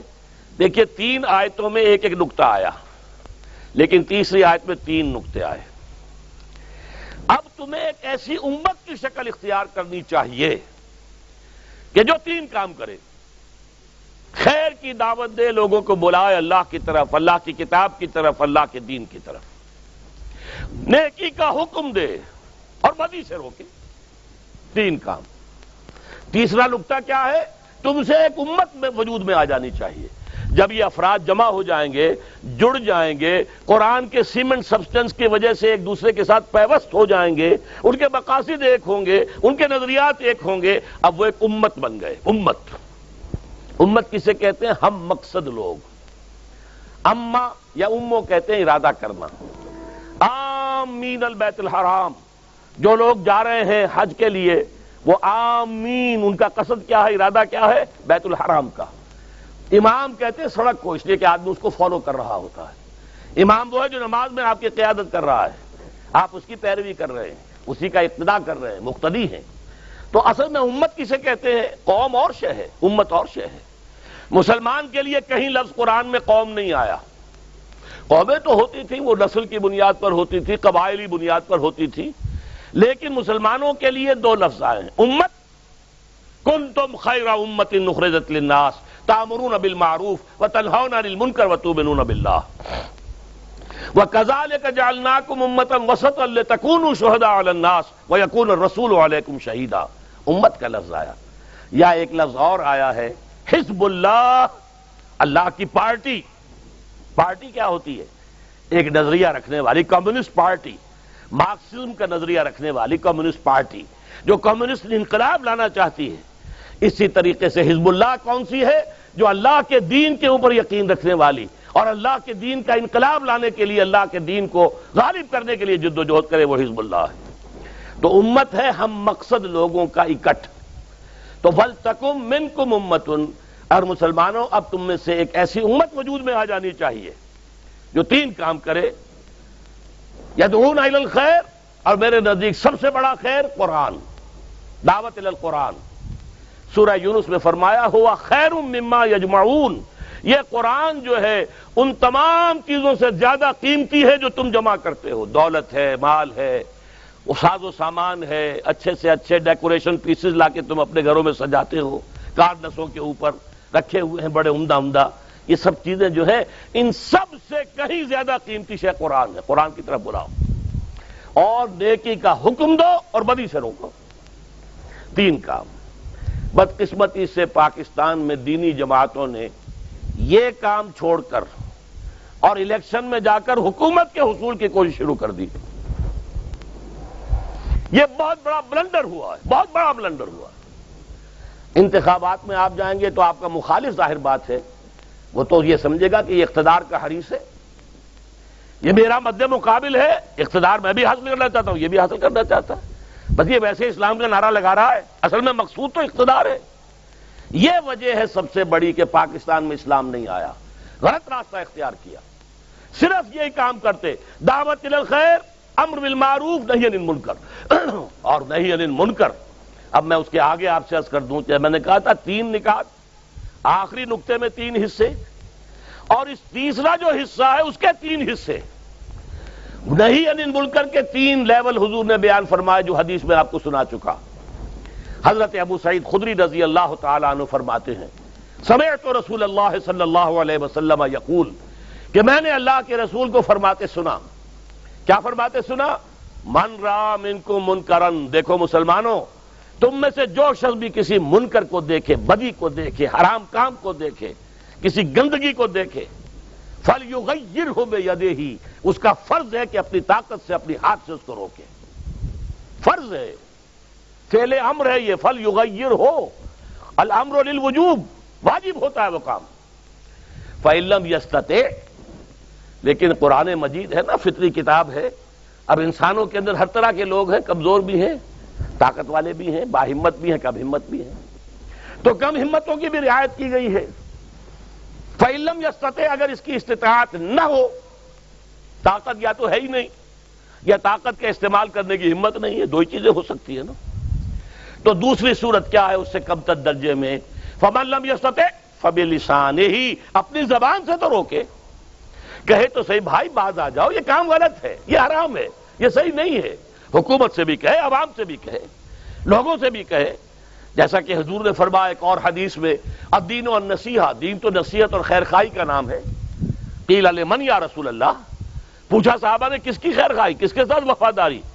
قال للہ ولکتابہ ولرسولہ ولأئمۃ المسلمین وعامتہم، اللہ کی کتاب کے ساتھ وفاداری، اللہ کے ساتھ وفاداری، اللہ کے رسول کے ساتھ وفاداری، اور مسلمانوں کے جو امام ہیں ان کی خیر خواہی، انہیں صحیح مشورہ دو، غلط کاموں سے روکو۔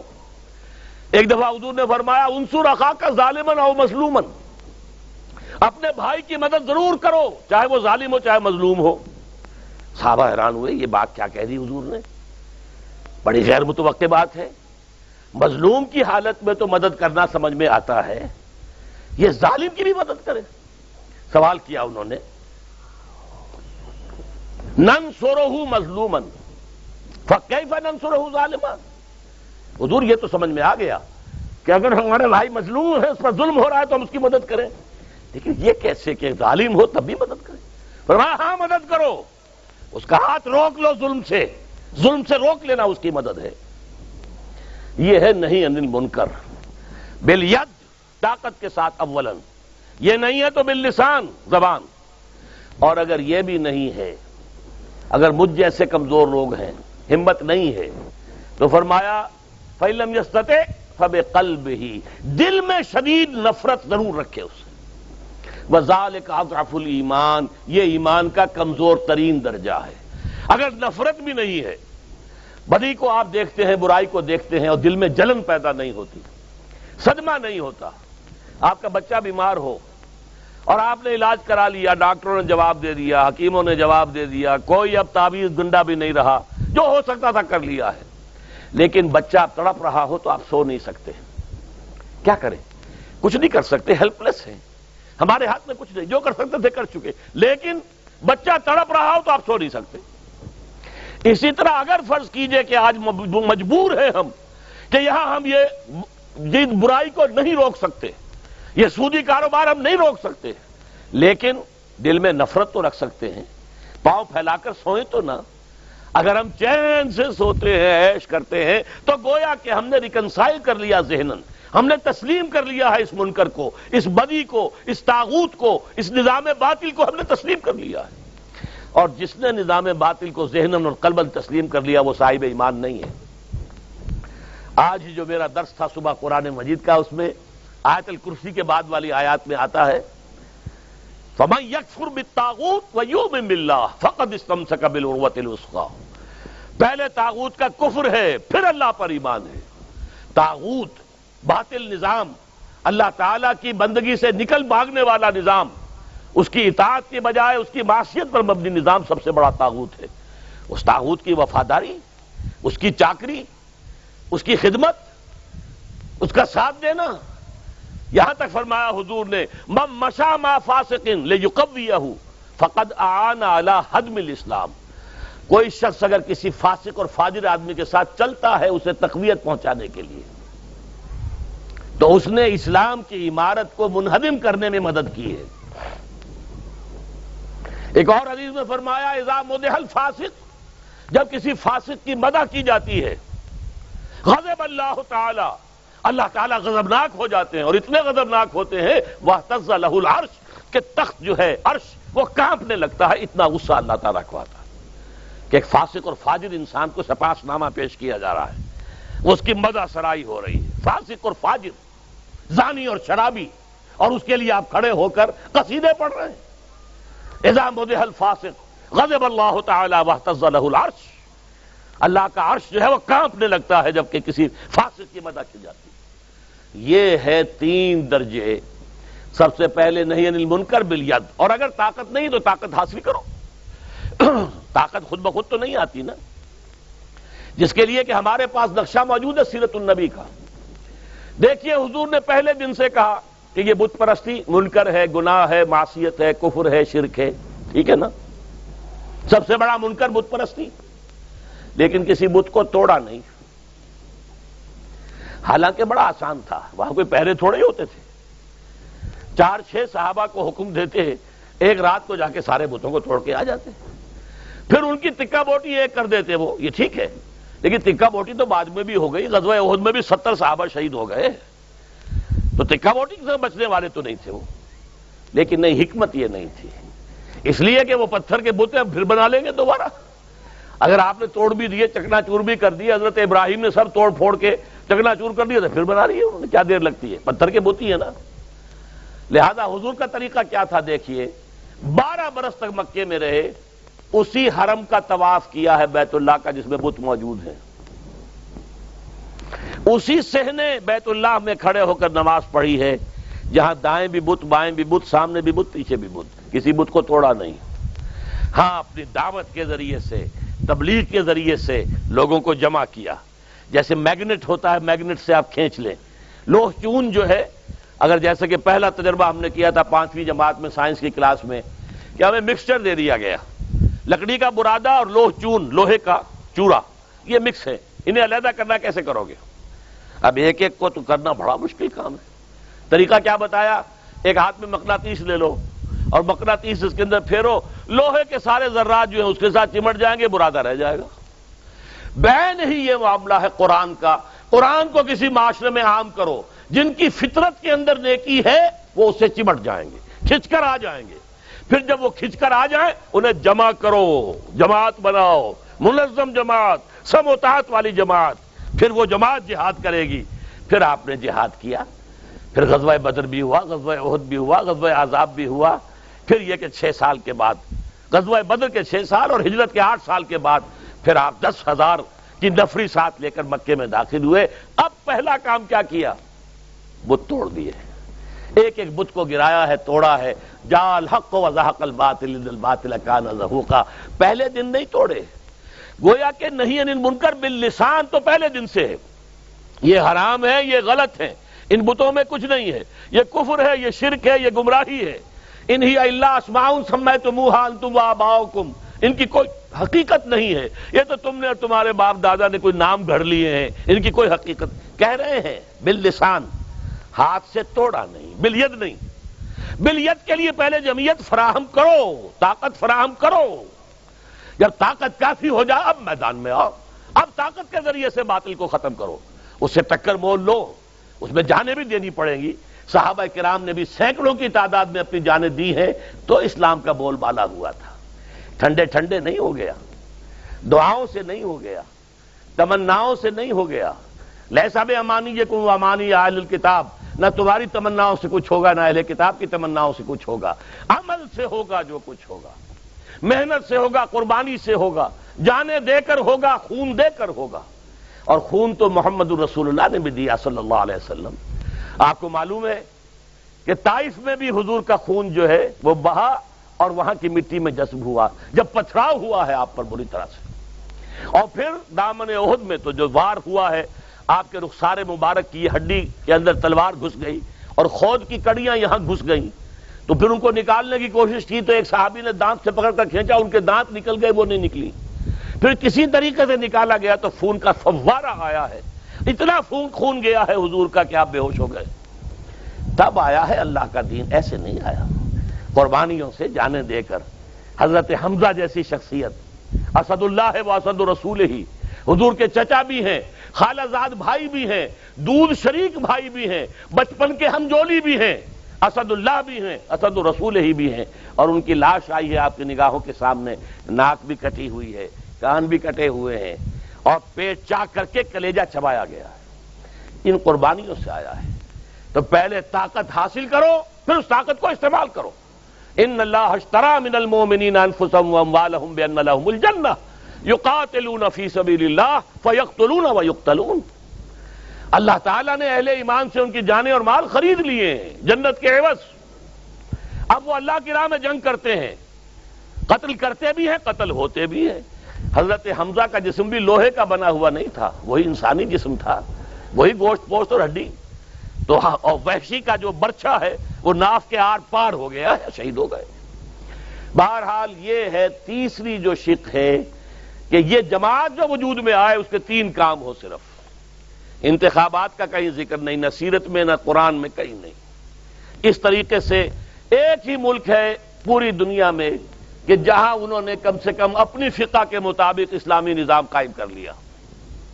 آپ سمجھ گئے، ایران فقہ حنفی قائم ہو گیا، لیکن انہوں نے کیا کیا؟ جانیں دی ہے تب ہوا ہے۔ انتخابات کے ذریعے سے قیامت تک بھی وہاں آیت اللہ خمینی کی حکومت نہیں بن سکتی تھی۔ ہماری جماعتیں جو ہیں دینی لگی ہوئی ہیں اسی چکر کے اندر، حالانکہ ہر مرتبہ دیکھتے ہیں یفتنون فی کل عام مرتن او مرتین، بار بار نتائج سامنے آتے، ڈھاک کے 3 بار سے زیادہ کچھ نہیں ہوتا، لیکن نہیں اسی میدان میں ہے۔ حالانکہ اصل میدان یہ ہے جماعت بن کر نہیں عن المنکر، خاص طور پر نہیں عن المنکر، لیکن پہلے جب تک طاقت کافی نہیں ہے زبان سے آپ ہاتھ استعمال نہیں کر سکتے۔ ہاں جب طاقت ہو جائے تو پھر پورے نظام کے خلاف طاقت استعمال کرو، پھر انڈیویجول بدی نہیں، پھر تو یوں سمجھیے کہ ہاتھی کے پاؤں میں سب کا پاؤں۔ یہ سارا نظام باطل ہے جس کے تحت یہ گندگیاں اور یہ فواحش اور یہ منشیات اور یہ سود، یہ سب کچھ کہاں؟ اور یہ جو فحاشی ہے کس کے تحت پھیل رہی؟ اس نظام باطل کے تحت۔ اس نظام باطل کو کھیڑ کر اور پھینکو اور اللہ کے دین کو نافذ کرو۔ یہی انقلاب کا صحیح طریقہ ہے، نہیں عن المنکر باللسان سے شروع ہو کر نہیں عن المنکر بالید۔ آ جائیں میدان میں، اب ہم یہ بینک نہیں چلنے دیں گے، گھیراؤ کریں گے، لگاؤ مارو ہمیں گولیے، ہم نہیں اس کے اندر کسی کو نہ داخل ہونے دیں گے نہ نکلنے دیں گے۔ آپ نے کراچی میں منظر دیکھ لیا تھا نا، روزنامہ جنگ بہت بڑا اخبار، اور وہ الطاف حسین صاحب کی خبریں شائع کرتا تھا، لیکن ان کے اطمینان کی حد تک نہیں شائع کر رہا تھا۔ وہ چاہتے تھے کہ زیادہ ہماری جو ہے پبلسٹی ہو۔ چند دن گھیراؤ کیا ہے، جنگ صاحب جو ہے اپنے دفتر سے باہر نہیں نکل سکے۔ گھیراؤ کیا، اس کے بعد کیا ہوا کہ الطاف حسین کو چھینک بھی آ گئی، تو پہلے صفحے پر خبر آ گئی، چھینک آ گئی آج الطاف صاحب کو۔ کیوں؟ گھیراؤ کیا ہے، کوئی جلاؤ نہیں کیا انہوں نے۔ اس طرح شیعوں نے کر کے دکھایا۔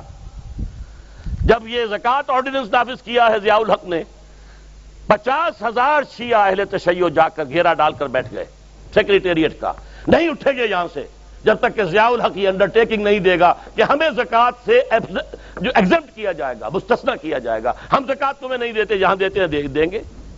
ان کی زکوٰۃ ایران جاتی ہے، ان کے دینی مدارس کے پاس جاتی ہے، ان کا خمس جاتا ہے وہاں، ان کے جو بڑے بڑے آیت اللہ ہیں ان کے پاس وہاں جاتی ہے، ہم تمہیں نہیں دیں گے۔ لہذا دیکھ لیا آپ نے گولی کیسے چلاتا ضیاء الحق۔ گولی چلاتا تو آپ کو معلوم ہے فوج میں بھی شیعہ ہیں، پولیس میں بھی شیعہ ہیں، بیوروکریسی میں بھی شیعہ ہیں، ایک فساد ہو جاتا ہے اس ملک کے اندر۔ تو ناک رگڑ والی اس کی چیف مارشل ایڈمنسٹریٹر، جس نے بعد میں کہا تھا میں تو مقتدر اعلیٰ ہوں، مقتدر مطلق ہوں، معاذ اللہ بھی کہہ دیا تھا۔ یہ تو اللہ کی شان ہے کہ قادر مطلق ہے، لیکن میں بھی یہاں قادر مطلق ہوں، مجھے کوئی چیک کرنے والا ہے ہی نہیں، نہ کوئی کورٹ مجھ سے کچھ پوچھ سکے، نہ کوئی پارلیمنٹ مجھ سے کچھ پوچھ سکے، تو میں تو مطلق۔ لیکن اس مقتدر مطلق کی ناک رگڑوا دی اہل تشیع نے، اور انڈرٹیکنگ دی ہے کہ تمہیں میں ایگزمپٹ کر دوں گا، تب اٹھے۔ یہ کام ہے کرنے کا، کاش کہ ہماری دینی جماعتوں نے یہ کام کیا ہوتا۔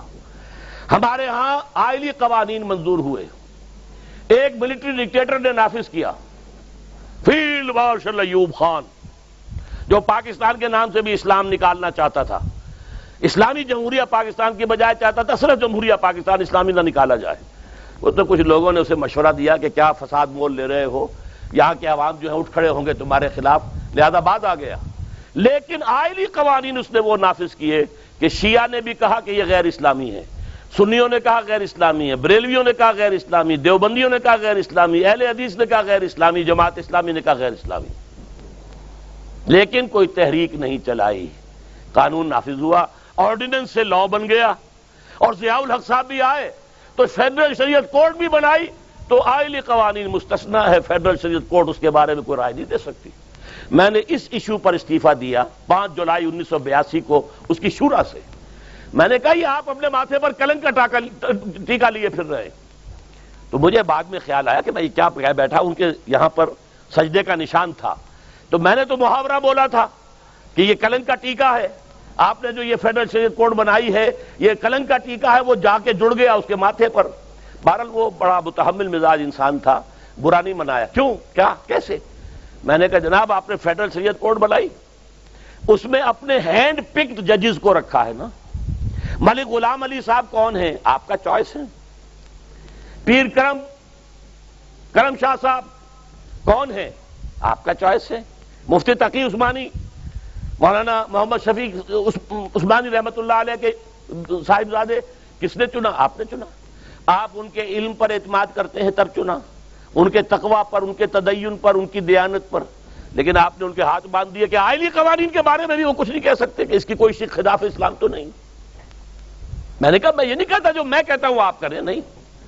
غلام احمد پرویز جس نے یہ قانون بنوائے تھے منکر حدیث تھا، منکر سنت تھا، وہ چونکہ رہا تھا سیکریٹری رہا تھا گورنمنٹ آف پاکستان کے اندر، اس کے وہ ہاتھ بڑے لمبے تھے، پہنچے ہوئے تھے ہاتھ، اس منکر حدیث نے یہ قوانین بنوائے اور اس کو نافذ کیا اس نے ایوب خان نے، اور وہ نافذ کیے رکھا ضیاء الحق نے بھی۔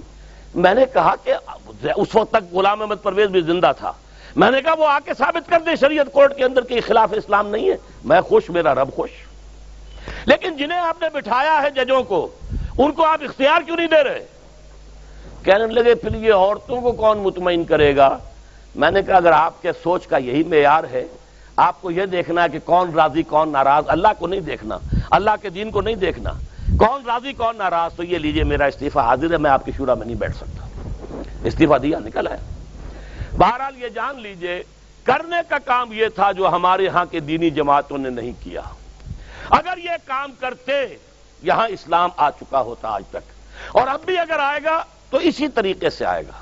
اگر انہیں سمجھ آ جائے، اللہ کرے کہ آ جائے، طاقت ہے، ارکان ہے، کارکن ہے، منظم ہے، بڑی جمعیتیں ہیں جماعتوں کے پاس، جماعت اسلامی کے پاس ہے، جمعیت علماء اسلام کے پاس سرحد میں بلوچستان میں بڑی طاقت ہے، سندھ کے بھی بالائی علاقے میں خاصی طاقت ہے، پنجاب کے سرائکی علاقے میں خاصی طاقت ہے۔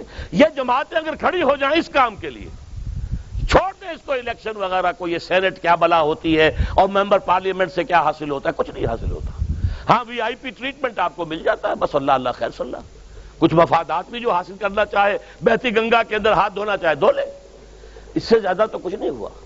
تو اللہ کرے کہ انہیں سمجھ آ جائے۔ میں تو جب سے ہے ان کو کہہ رہا ہوں، ملتا ہوں، جاتا ہوں، کہتا ہوں کہ بھائی یہ کرنے کا کام۔ میں قاضی حسین احمد صاحب سے ملا، ان سے کہا، پھر یہ کہ جے یو آئی کے فضل الرحمان صاحب سے کہا، مولانا محمد خان شیرانی کہ جو وہاں کے بلوچستان سے جو ہے ممبر اسمبلی، ان سے ملا، اور وہ مانتے بھی ہیں کہ بات تمہاری صحیح ہے، لیکن پرڈالا وہی ہے، الیکشن میں حصہ لینا۔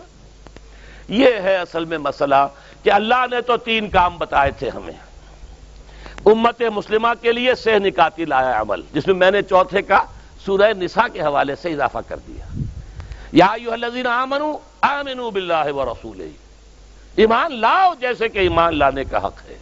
پہلا کام یہ ہے کہ اپنے دلوں میں ٹٹولیے، جھانکیے، یقین والا ایمان ہے تو اللہ کا شکر ادا کیجئے، نہیں ہے تو پہلے اس کمی کی تلافی کی کوشش کیجئے۔ میں اس کے راستے بھی بتا چکا ہوں۔ پھر دوسرا مرحلہ ہوگا اپنی سیرت و کردار کو درست کریں، پہلے کسی اور سے کچھ کہنے سے پہلے اپنے گھر میں، اپنی معاشرت میں، اپنی معاش میں دیکھیے کوئی شے خلاف اسلام تو نہیں ہے، اگر ہے تو اسے پاک کر دیجیے۔ تیسرا قرآن کے ساتھ چمٹ جائیے، اس طرح تم ایک دوسرے سے متحد ہو جاؤ گے، تمہارے نظریات ایک ہو جائیں گے، تمہارے مقاصد ایک ہو جائیں گے، تم بنیاد مرصوص بن جاؤ گے۔ اور چوتھے یہ کہ پھر جو یہ جماعت وجود میں آئے گی، جب تم امت بن جاؤ گے تو پھر تمہارے کرنے کے صرف 3 کام ہیں۔ دعوت دو لوگوں کو خیر کی، قرآن کی طرف بلاؤ، نیکی کا حکم دو، بدی سے روکو، اور بدی سے روکنے کے 3 مرحلے ہیں۔ طاقت سے روکو، اگر طاقت نہیں ہے تو زبان سے روکو اور طاقت حاصل کرنے کی کوشش کرتے رہو۔ اگر اس کی بھی ہمت نہیں تو دل سے کم شدید نفرت رکھو بدی کے ساتھ۔ اگر یہ بھی نہ رہا تو پھر ایمان نہیں ہے، اس لیے کہ یہ کمزور ترین درجہ ہے، ذالک اضعف الایمان، یہ ایمان کا کمزور ترین درجہ ہے۔ اگر یہ نہیں تو پھر تو علامہ اقبال نے جو کہا کہ وائے ناکامی متائے کارواں جاتا رہا، اور کارواں کے دل سے احساس زیاں جاتا رہا۔ اگر بدی کو دیکھ کر دل میں الجھن بھی نہیں ہوتی، رنج بھی نہیں ہوتا، انسان کو افسوس بھی نہیں ہوتا، تو معلوم ہوا کہ ایمان نام کی کوئی شے سرے سے دل میں موجود نہیں۔ یہ ہے سہ نکاتی لائے عمل، سورہ آل عمران کی آیت نمبر 102، 103، 104۔ اور جیسا کہ میں نے عرض کیا، اس سے پہلے ان تین نکات سے پہلے ایک نقطہ ہے اصل ایمان کو حاصل کرنے کی کوشش۔ اللہ تعالیٰ مجھے بھی اس کی توفیق دے، آپ کو بھی توفیق دے کہ ہم اس لائحہ عمل پر باقاعدہ عمل پیرا ہو جائیں۔ اسی میں ہماری انفرادی نجات بھی ہے۔ اس لیے یہ چوتھی آیت ختم ہوتی ہے کن الفاظ پر؟ وَلْتَكُن مِّنكُمْ أُمَّةٌ يَدْعُونَ إِلَى الْخَيْرِ وَيَأْمُرُونَ بِالْمَعْرُوفِ وَيَنْهَوْنَ عَنِ الْمُنكَرِ وَأُولَٰئِكَ هُمُ الْمُفْلِحُونَ۔ کامیاب صرف وہی ہوں گے جو یہ تین کام کریں گے۔ یہ نہ سمجھنا ہم مسلمانوں میں پیدا ہو گئے ہیں، ہمارا نام غلام علی ہے، محمد حسین ہے، علی محمد ہے، تو ہم تو بخشے بخشائے ہیں، اللہ کی جنت تو ہمارے لیے بنائی گئی ہے، اور گناہ کتنا بھی کر لیں گے حضور کی شفاعت ہو جائے گی، بیڑا پار ہو جائے گا۔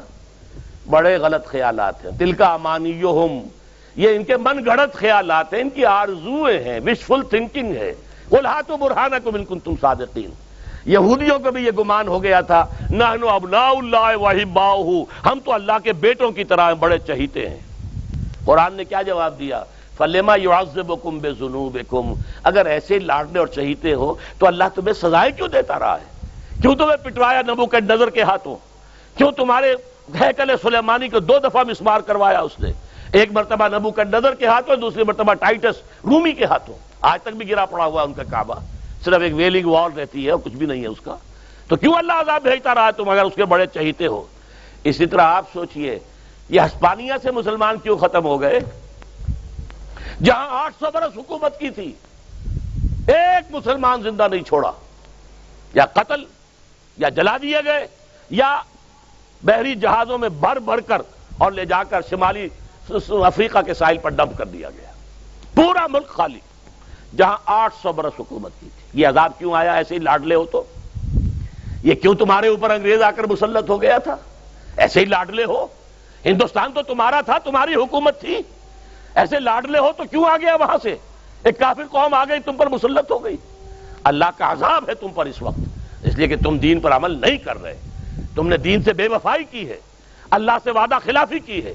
لہذا آج ہمارا حال کیا ہے؟ قوم قومیتوں میں تقسیم ہو گئی، کردار کا بیڑا غرق ہو گیا۔ جو جتنا بڑا ہے اتنا ہی بڑا جھوٹا، اتنا ہی بڑا وعدہ خلاف، اتنا ہی بڑا خائن ہے۔ اب تو خیانت اربوں کی ہوتی ہے، کروڑوں کی ہوتی ہے۔ اب وہ تو دن گئے جب سینکڑوں میں ہزاروں میں کوئی غبن کر لیا کرتا تھا سرکاری ملازم۔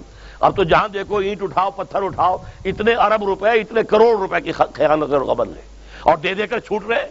20 30 کروڑ دے کر چھوٹ رہے ہیں، تو یہ کہیں سے لوٹے تھے تو دے رہے ہیں یا اپنے باپ کے گھر سے لا کر دے رہے ہیں؟ جو جتنا بڑا ہے اتنا ہی بڑا بے ایمان، اتنا ہی بڑا جو ہے وہ کیوں ہے؟ حضور نے فرمایا اعمالکم عمالکم، مسلمانوں تمہارے اپنے عمل تم پر حاکم ہو جاتے ہیں۔ کما تکونون کذالک یؤمر علیکم، جیسے تم خود ہوگے، جیسے روح ویسے فرشتے، ویسے ہی تمہارے اوپر جو ہے حکمران آ جائیں گے۔ اللہ کی صدا ہوتی ہے یہ۔ اس کے لیے وہی ہے کہ ان اللہ لا یغیر ما بقوم حتی یغیروا ما بانفسہم، خدا نے آج تک اس قوم کی حالت نہیں بدلی، نہ ہو جس کو خیال آپ اپنی حالت کے بدلنے کا۔ تو یہ 4 نکاتی پروگرام ہم میں سے ہر ایک کے لیے ہے۔ ہماری انفرادی فلاح کا دار و مدار بھی اس پر ہے، ہمارے قوم ہمارے ملک کا استحکام بھی ہے تو اسی سے ہے، اور کسی ذریعے سے ممکن نہیں ہے۔ اللہ تعالیٰ مجھے بھی اور آپ کو بھی اس پروگرام پر عمل پیرا ہونے کی توفیق عطا فرمائے۔ آج میری کوئی طبیعت ٹھیک نہیں تھی، صبح کا درس بھی میں نے مشکل دیا ہے، لیکن اب بھی اللہ نے ہمت دے دی ہے۔ آپ حضرات سے جو بھی میں گفتگو کرنا چاہتا تھا میں نے کر لی ہے۔ تاثیر اللہ کے ہاتھ میں، میرے ہاتھ میں نہیں ہے۔ حضور نے فرمایا تمام انسانوں کے دل اللہ کی 2 انگلیوں کے مابین ہیں، جدھر چاہتا ہے پھیر دیتا ہے۔ اللہ تعالیٰ دلوں کو پھیرے۔ ہم نے جماعت بنائی ہے تنظیم اسلامی، بیعت کی بنیاد پر بنائی ہے۔ اصول یہی ہے، پہلے اپنی معاش اور معاشرت کو درست کرو، پھر ایک شخص سے بیعت کر کے بنیان مرصوص بنو۔ اور ہماری ساری دعوت کا مرکز و محور قرآن ہے، اور ہمارے پیش نظر یہ ہے کہ پہلے وہ جماعت ایسی ہو، پاکستان میں کم سے کم 2 لاکھ افراد ایسے ہو جائیں جو نمبر 1 اپنے گھر میں، اپنی معاشرت پر، اپنی معاش میں دین نافذ کر چکے ہوں۔ یہ پہلی شرط ہے۔